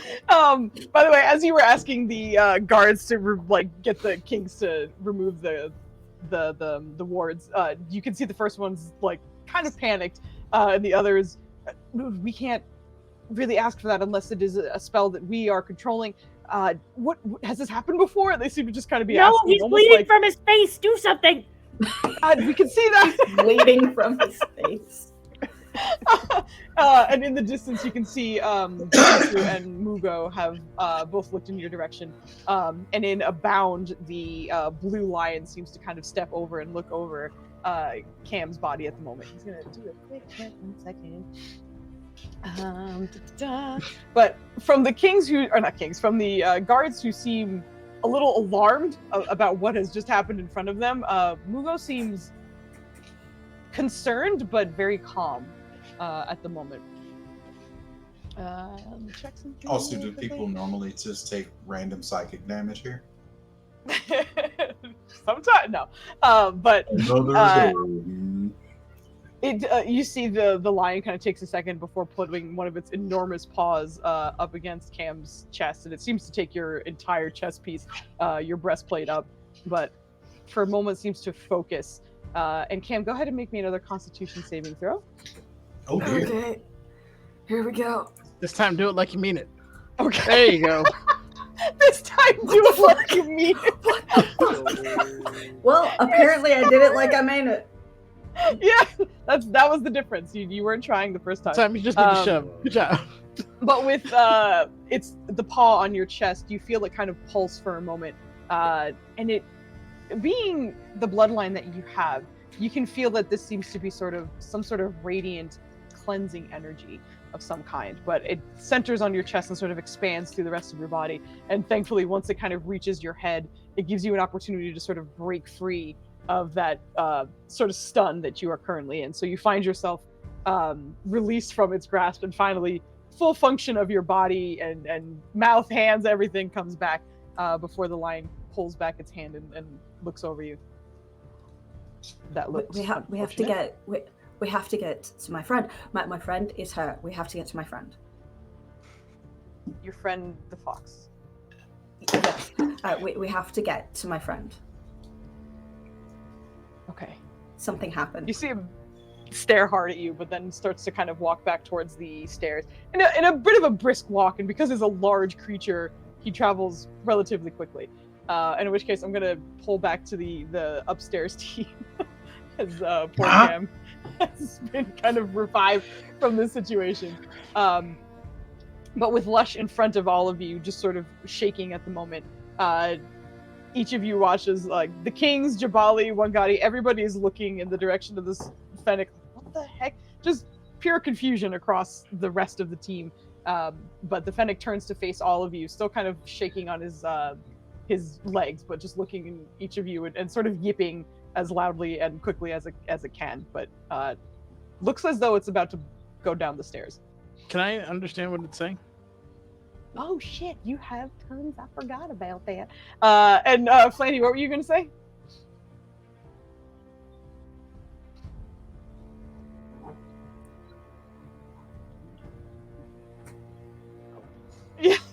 Yeah, Ryland, you wouldn't understand it, but you would go ahead and give me an animal handling check just to see if you can read some of the body language of this creature. And Valen. Oh. Wow. Wow. What is happening? What the fuck? Hey, Foozloops. I would like to try it because Irene typically interacts with animals a whole lot. That's Really true. Yeah, friendly one. absolutely. Go for it. Yeah, I can see Irene trying to make sense of this as well. So go ahead. Okay. Hey! Jeez. Oh my god. Irene, more than anything, you get out, rude. You initially notice there is a little bit of pain in the Fennec's body language, but it seems to very much be ignoring that right now. Instead, you can read that there is a undying urge to get the fuck out of this room. And it's not because of anything in this room, from what you're able to read from that. And then Valen, from your perspective, the yipping is clear language for you. And as everyone is hearing these high-pitched sounds, you are instead hearing that deep voice of Lush as he speaks. To the Oasis. We must leave now. Under attack. We have to go. We have to go now. He's saying that the Infinite is under attack? And he starts... The Lush runs downstairs about the same time where you see Mugo about to crest. But the two seem to just kind of whiz past each other as Lush takes a moment to kind of skitter underneath his legs and run down the stairs as quickly as he can towards Cam. That is going on. The Kings are sort of taking this in at the moment before. Under attack? We don't... They seem to look between each other for a second before... Please investigate. We'll be sending guards to accompany you.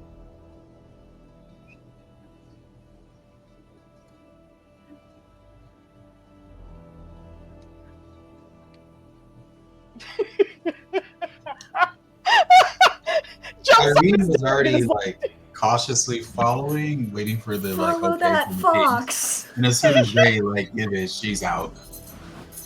Okay.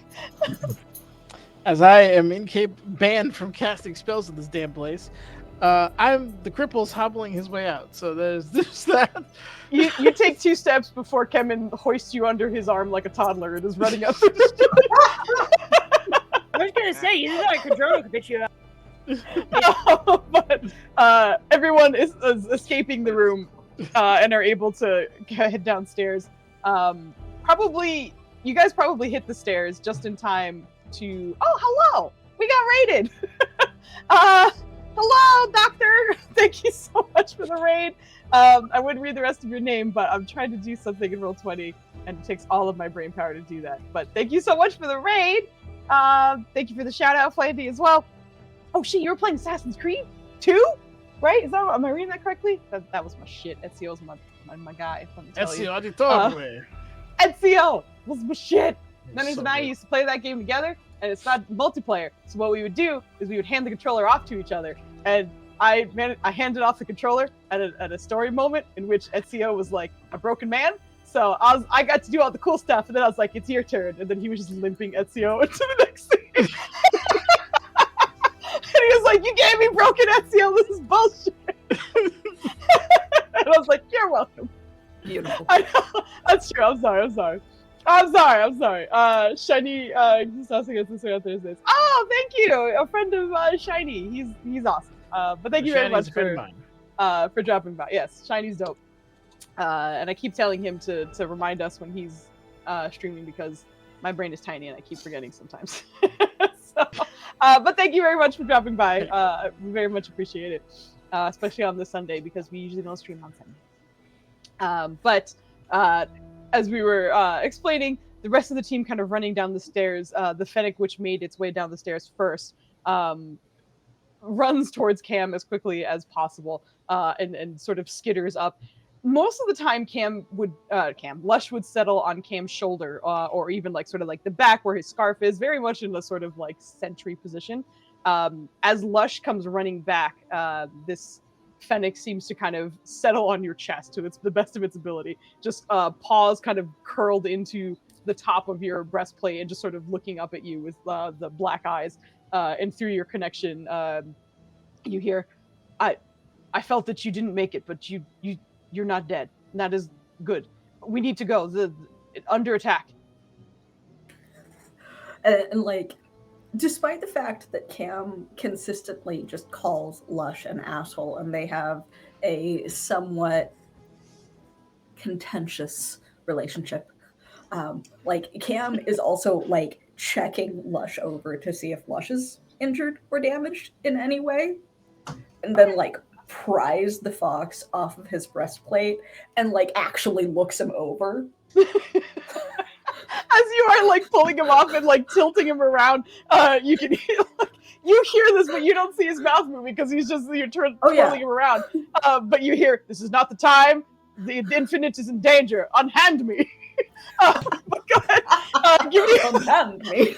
Give me a medicine check as you're looking over your companion. terrible. The nice thing is, like, this is your buddy, so you kind of know what to look out for. Not, well, kind of your buddy. You know of him. But in looking over him, he doesn't seem to show any physical damage, but you do remember you took psychic damage, and a part of you is sort of looking for that as well. Also, he did mention as he came down that you seem to have endured some pain, but from what you're getting, it doesn't look as though he endured the same thing. Perhaps something had happened to him, but it certainly wasn't what you felt, which, you know, for better or worse, is the situation you're dealt with. But Lush seems to be okay. Okay. And the thing that was to help me get over the stun, did that also heal any, or just remove the condition? It just removed the condition. Okay. So yeah, he's like, he's going to like, after checking to make sure that Lush is hale and whole, turn towards Nirja and then belatedly also turn Lush to where Lush is also looking at Nirja and go, we have to go. There's the Oasis is apparently under attack, so we have to go now, and I will catch up with you later. And then, like, drops Lush without, like, even trying to set him down, just drops him and, like, starts running. Okay, Nirja is gonna be like, okay. Actually, I imagine Irene would have been down for the tail end of that because she went directly after Lush. Yeah, the team coming down the stairs, you probably would have caught that conversation as you were coming down the stairs and able to, like, follow after without losing them or anything like that. She's gonna call out, "We're all going."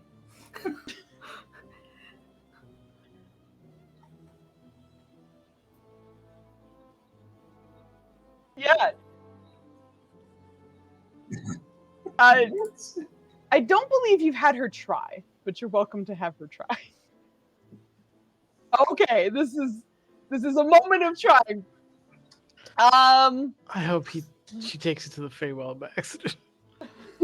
Can you imagine? Like, poof. Oh, my bad, dude. We ain't even on the right realm.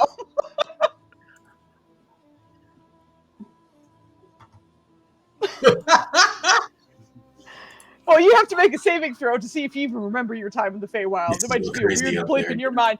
Go ahead and roll me a wisdom check for Rusi. Yeah. Yeah, exactly. Okay. Wisdom. They tried to get me to eat an onion. Said my brother did it. I didn't fall for that shit. Oh my god.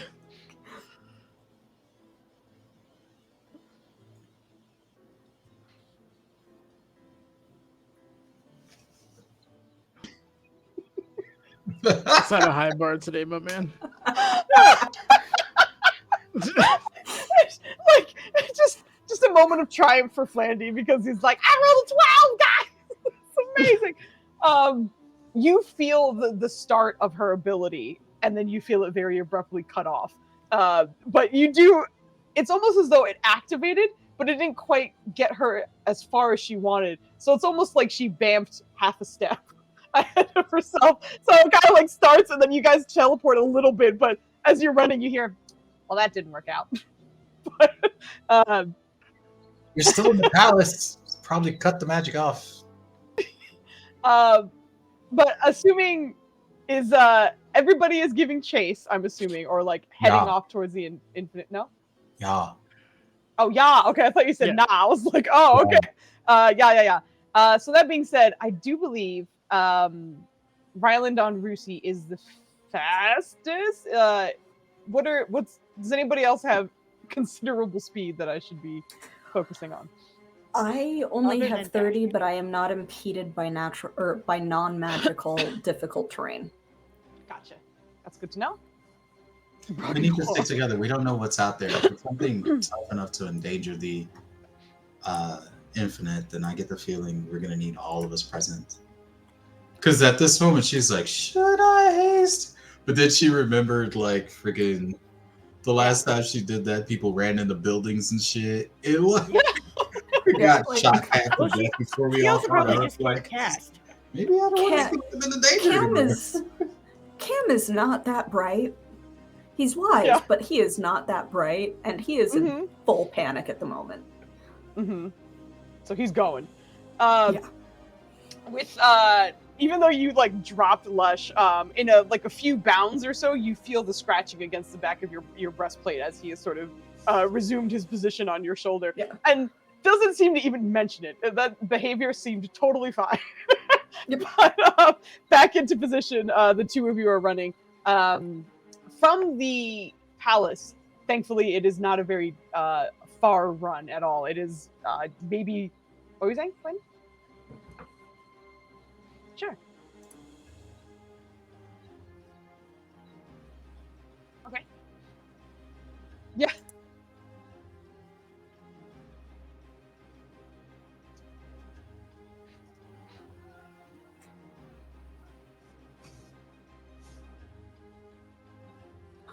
I mean, I don't know. You were the only one able to change my form, and then you've been gone for over a year.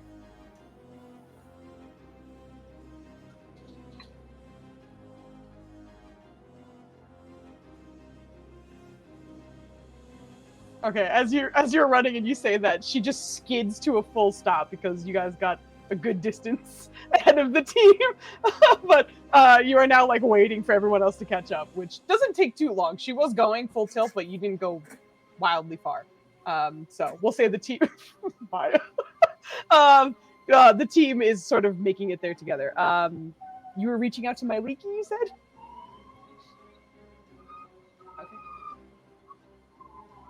Okay. Okay.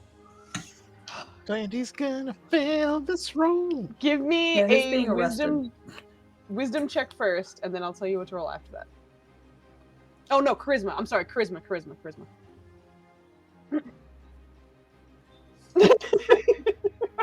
It's worse for you, isn't it? Oh yeah, no, you're right.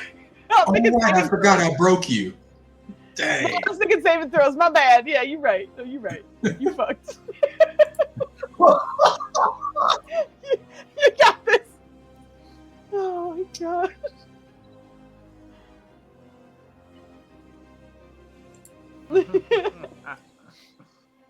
Hell yeah. I'm sure he heard me. All right. Ooh. All right. Okay. Fucking finally. All right. With Okay. your finally above 10 roll for charisma, please roll me 2d100s. You're essentially rolling at advantage for this situation. D100. It's okay, Flandy. Come on. Blandy really like. It's okay. Come on. He liked that a I lot. think you broke Maya with that. Come on, Flandy. We believe in you. Okay. Sad noise combo. Yo, best. That's one good number. You- At least one good number. You're good either way, man. Yeah, you really. You I mean, covered both honestly- your bases. Yeah, you're good. Yeah. One of them is a multiple of 8. That should help too.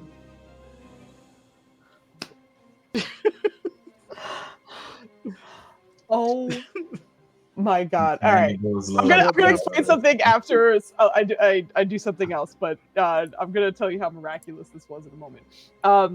Oh. As you are waiting on Rusi, as she was running with it, you're like, don't lose the group. So she kind of like stopped for a second and was waiting for everyone to catch up before maintaining a gait that would otherwise not lose everyone.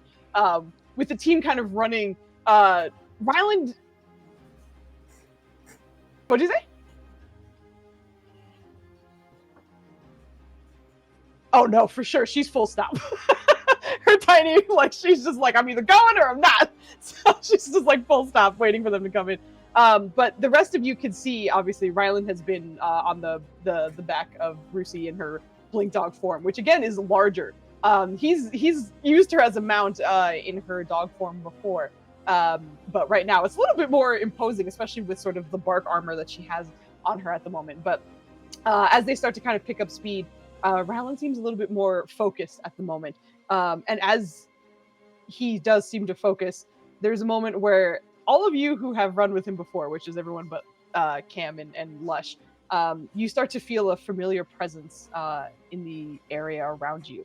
As Ryland, you feel your aura starting to kind of come back as just for a second in your focusing, just briefly, a vision of Myliki seems to kind of streak past you, forming almost an arrow at first, that green arrow you've seen many times before it seems to kind of change into her form entirely, still kind of in a green visage in this space of your mind.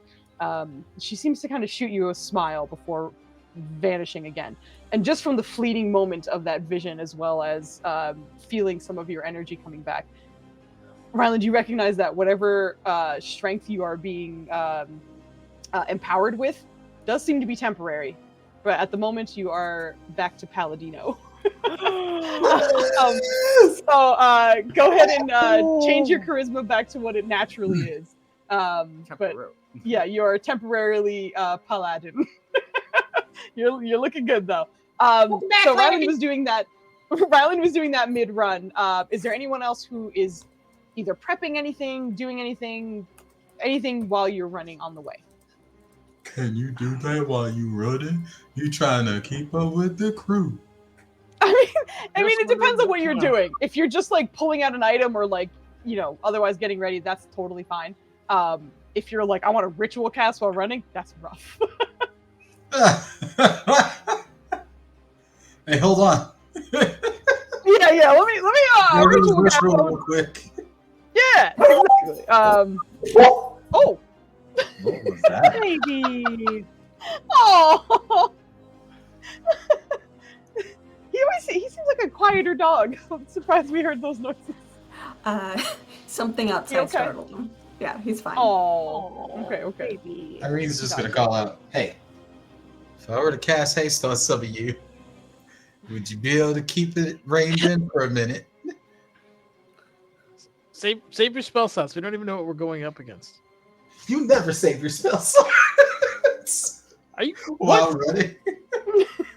Aelin's spell economy is incredible. That was a joke. She was grinning at him. She just grinning back. You never save your spell slots. How dare you? The only time I was out was like the hardest night ever. That's because we had 2 big ass fights. That's true. Take your own advice. Oh my god. I'm not casting it. I'm just looking at the description. You're looking at it. Okay, no problem. Learn to say no to Ryland. All right, so you are all headed towards the Infinite, and as a team, it would usually take about maybe like a 10-minute walk or so, but briskly running, the team is able to even have eyes on it within 2 or so minutes, 3 to kind of finish that gap. But from what you can see on the outside, especially those of you who are familiar, it feels like a regular, normal day.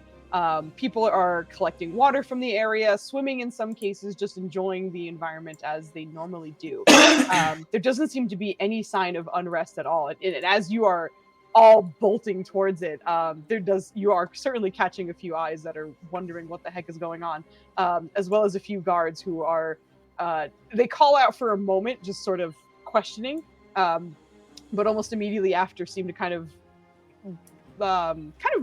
quiet down and listen as if they're getting a message of some kind. But you are all able to kind of run and make your way to the Infinite. But now at the banks of the Infinite, again, there doesn't seem to be anything unusual. There's no disturbance in the water. The people around are staring at you for running up the way you have. But you find yourself at the banks of the Infinite. Foozca, I had a question. Did we rest? Yeah. You rested the other night, yeah. Yeah. Oh, because I forgot to replenish her sorcery points. You didn't long rest yourself? I'm sorry, Foozca. You better long rest yourself. All right, who wants to be a shark? Who wants to be a shark?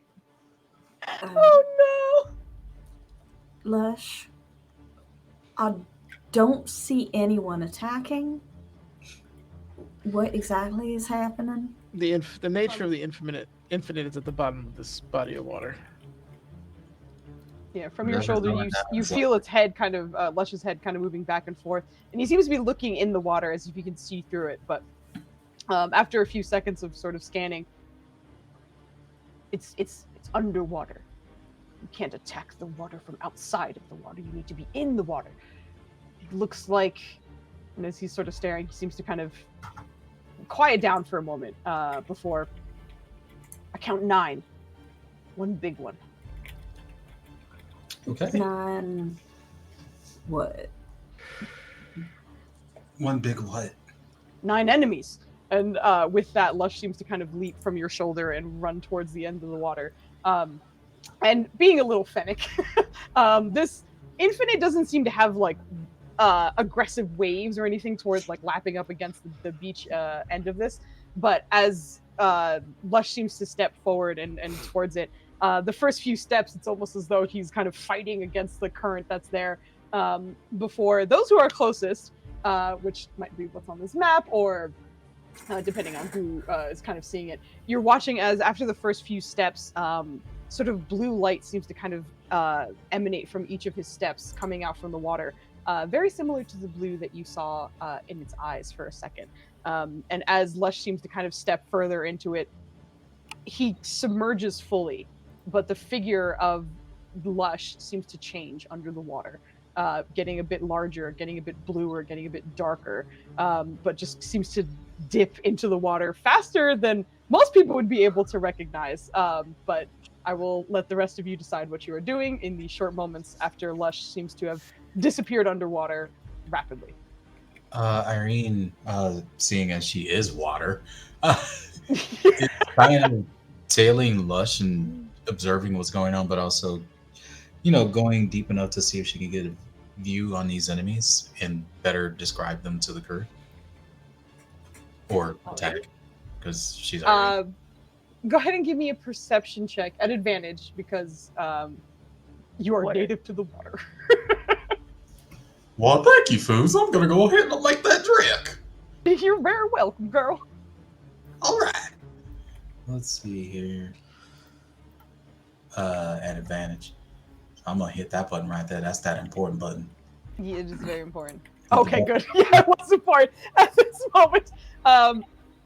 What you initially see, and this has been your experience every time you've gone into the Infinite, is that it's really hard to see deep into the bottom of the Infinite, even though you had dark vision and your background and everything. But what you are able to make out is what was once a fennec from behind is instead a very large creature with almost wicked-looking antlers, from what you can tell. You've seen antlers for quite some time, especially being that Ryland has them on his helmet. But they are not rounded, they are not soft, they are jagged, they are pointy, they are dangerous, and most antlers that you've also seen seem to be kind of fur-covered in some way. This almost feels like bones or bone shard or something that just doesn't feel normal. And rather than the like sandy brown color of the fennec, it is instead a deep dark blue that seems to have a mane of some kind, mostly around its chest and its neck, but not facing you.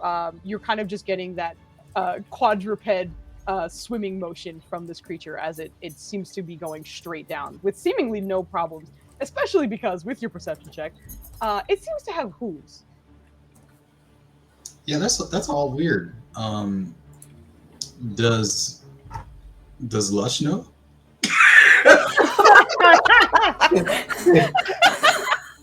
Oh no! Hey, do you know you're not a fennec? No, she doesn't say Good that. question. Good question. Yeah. No, she doesn't ask. Okay, yeah, but that's what you're seeing as it seems to go down. You don't spot any enemies right now. Well, she can't let the fennec go down on his own. God damn it, son of a bitch.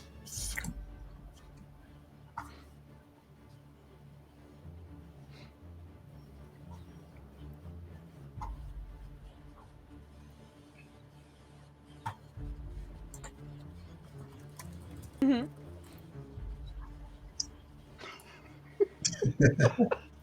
Perfect.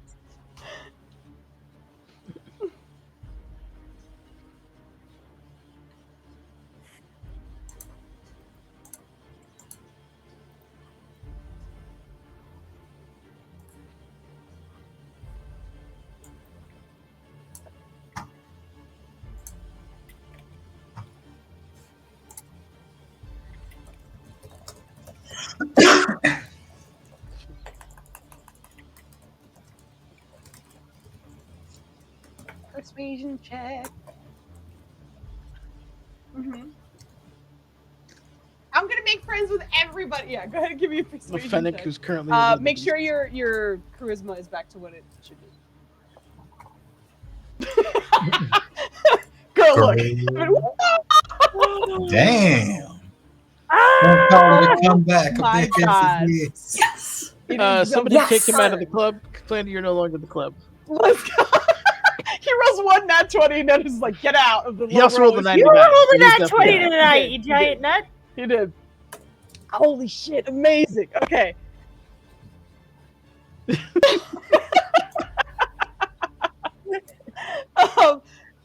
You're welcome. As you submerge your hands and try and focus, Ryland, give me an insight check as well. This is just to kind of read what you're getting back. 90, stop that. Okay, that's not bad. That is not bad.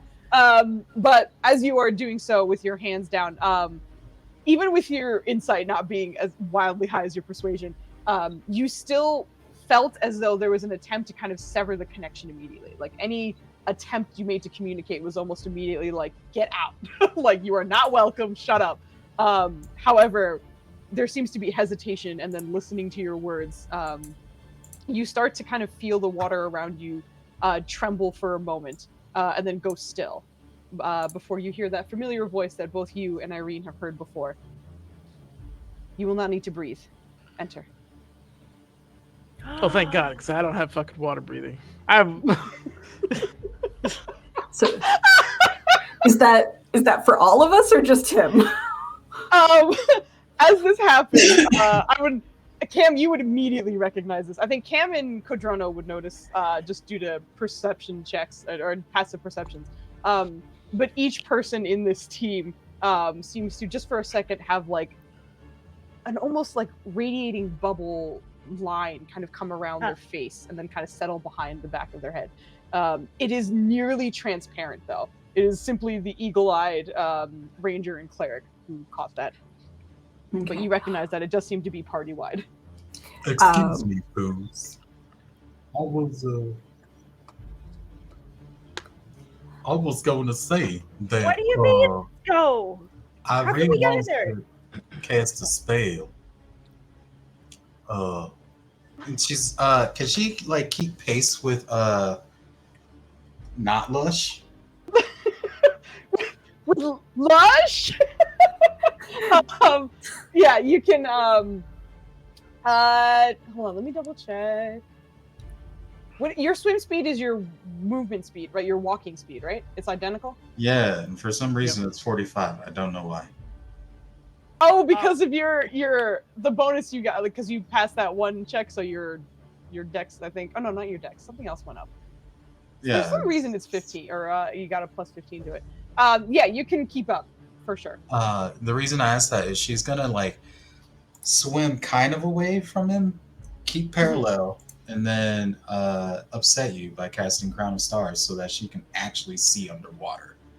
With the moats around her head. And also knowing that they're about to come up on some enemies, she's got some nukes ready already.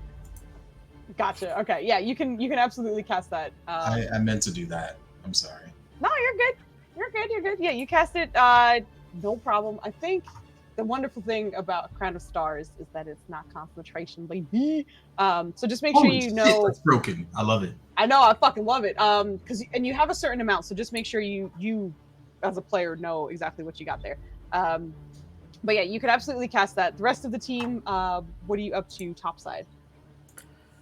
Ryland said go in, right? I'm following him.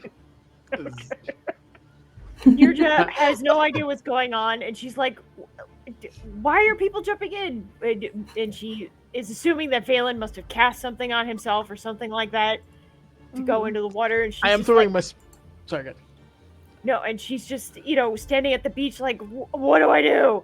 Because I don't think she would have caught that bubble either. Cam is going to grab Nurja by the pauldron, point at the bubble, on his mouth and then try to drag you into the water with him. What the fuck is that?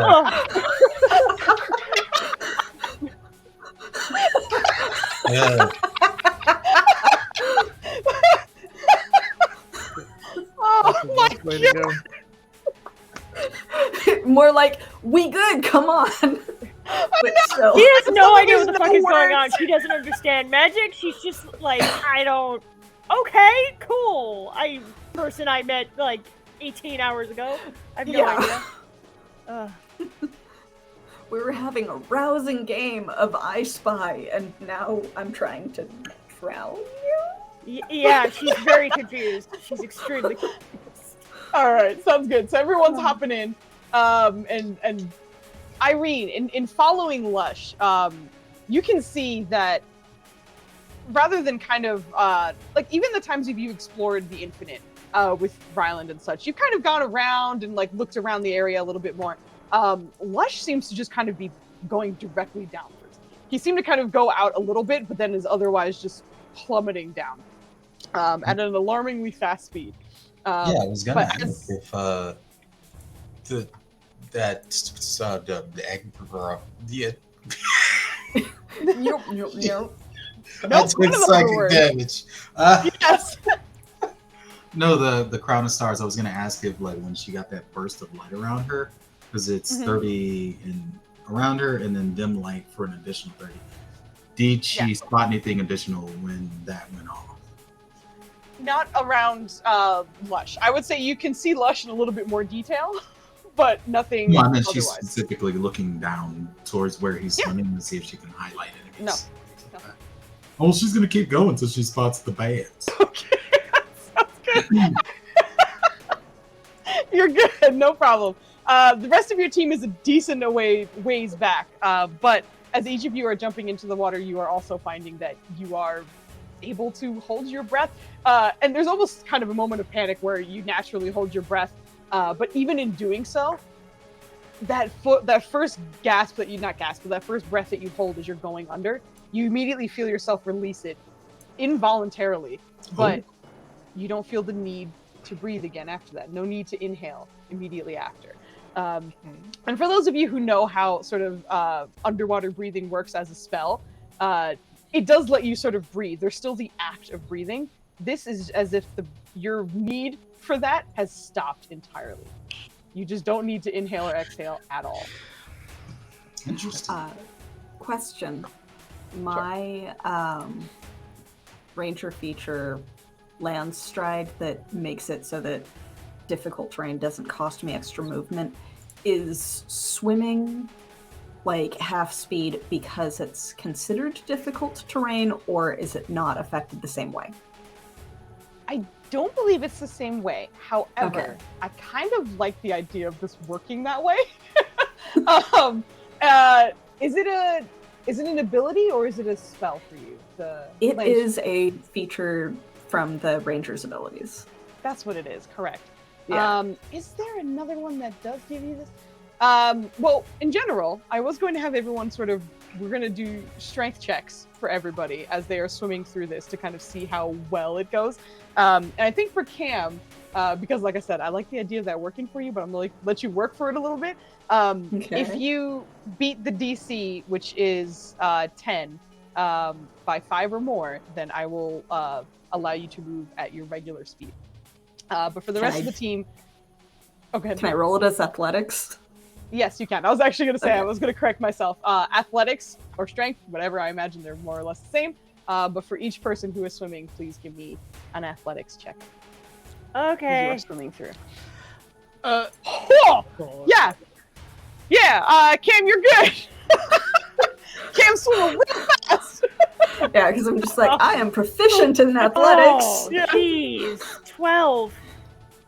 What's the DC, Foos?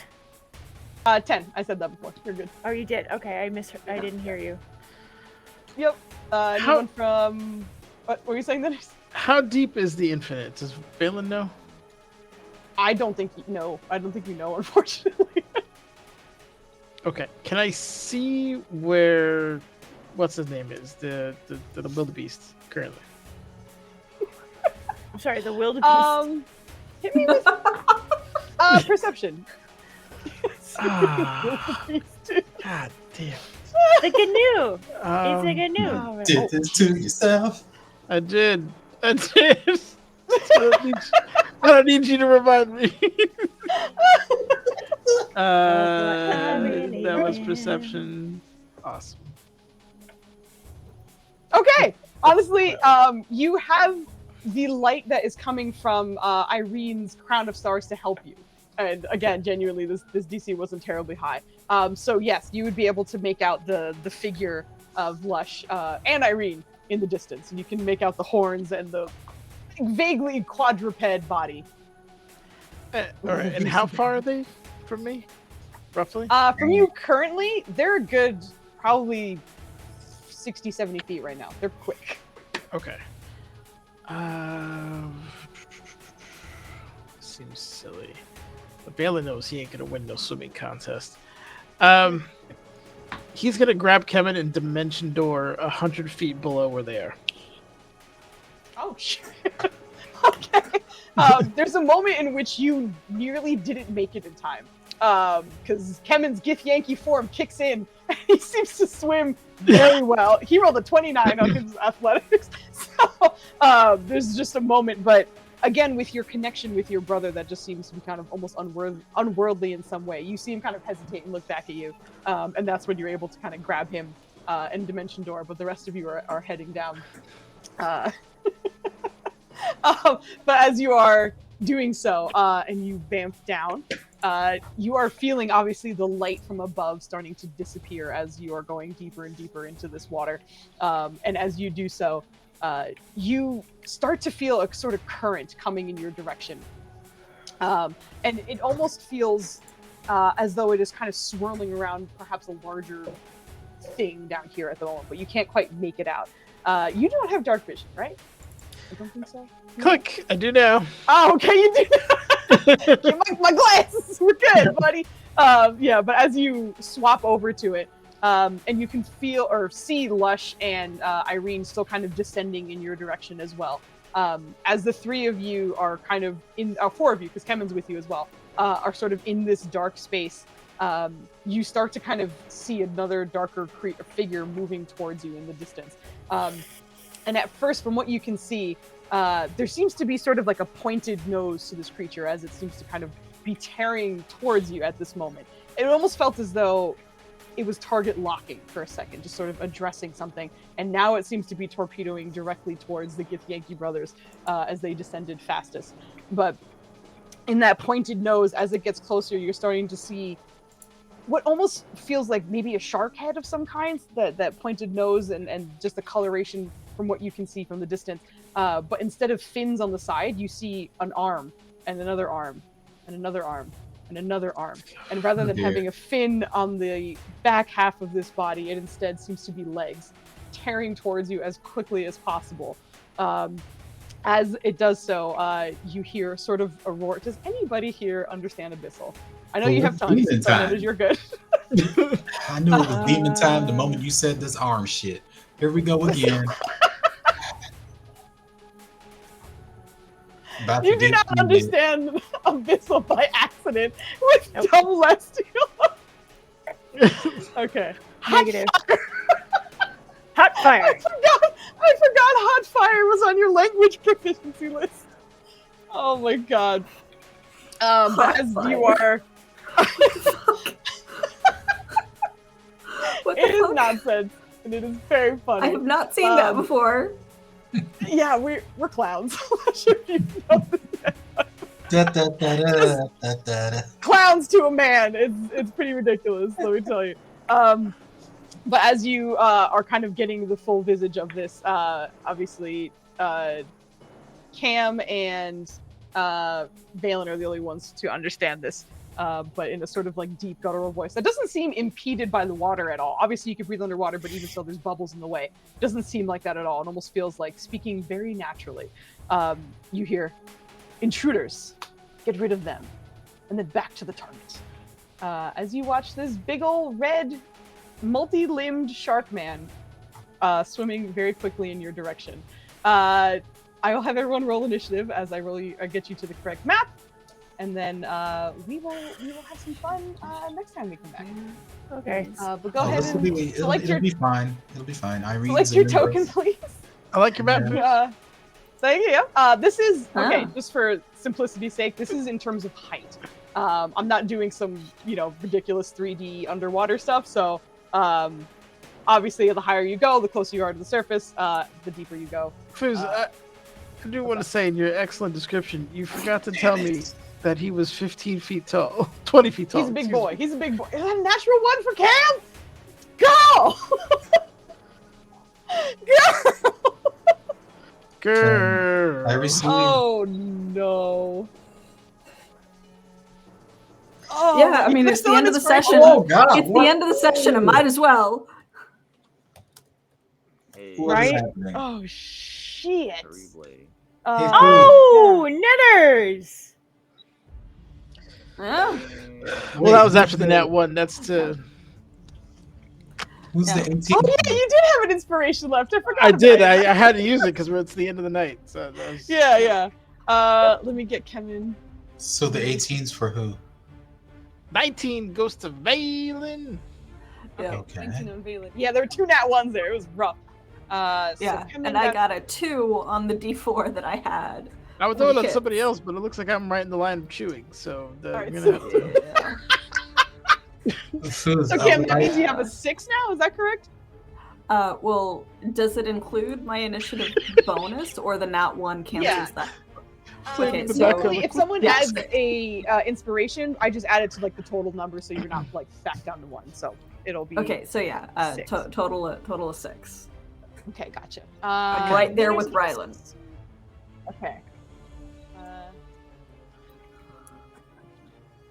So then, is your 19 right now? Or I'm what'd you say? 19. Yep, it was 18 plus my natural. Oh no, I got more. I have 5. So 18 plus 5, 23. 23. Okay. Oh, he's at the And front I right am now? swimming at 30 feet. Gotcha. Oh shit, and you roll real good too, huh? Yeah, finally. Let me get this boy up on this shit, and then Jesus fuck. Look I at would that like big to guy. request an initiative bonus on account of being a member of STARS. you remember stars? Yeah, because Yes. the crown of stars. Yeah. Oh god damn it! Get the fuck! I was like, you've been holding out of me. I never knew you were the crowd. You were As the longest a reigning member of president Stars. of the Love Rollers Club, Cam, aka Evie, I would like to formally invite you to the club.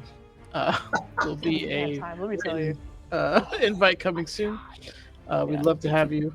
You have a lot of talent. We could see a lot of potential here. I think you can represent us well. No. I am going to vainly hope that I get that invitation revoked next session. Okay. Oh, This is, of gotcha. course. Yeah. You did. I am glad that you had them tonight. Get the I'm fuck glad out you of had here, them tonight. Foos! Relax, Nenners. That's lush. Okay. Sorry. I was just pissed. Ow. You don't really see that yet because you're all behind him. Yeah. You can show it to like Maya, since Maya Papaya. Yeah. can I see can kind that. of see it a little bit, but yeah. Otherwise, the rest of your characters have not seen that yet. All right. I know, right? Also, can we talk about the fucking drop off? God damn. Like, I put Lush at 30 because he rolled a natural 20, so I'm just keeping him up there. But it's 30, 23, 21, 15, 9, 6, 6, 6, 5, 4, 4. God damn, that is not good. All right, so I think we have everyone. The initiative looks correct. I'm gonna stop us here, and we're gonna get started on this fight the next time we come back. I will also remind everybody that Lush gave you a head count that you are not seeing at the moment. So the team knows that. There's 9. 9. Love you you, know. what? Lush gave you a head count that is not adding up at the moment. That is not You only reflected. see one. Yeah. Yeah. There'd be some so let me go- F-22s in this water.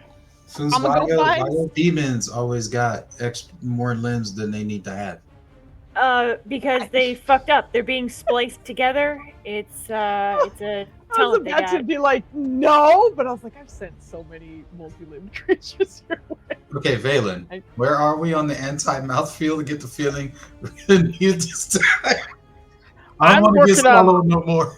I'm working on soul shit right now. Yeah, no, look, I got the TBRS going, so that's you're welcome.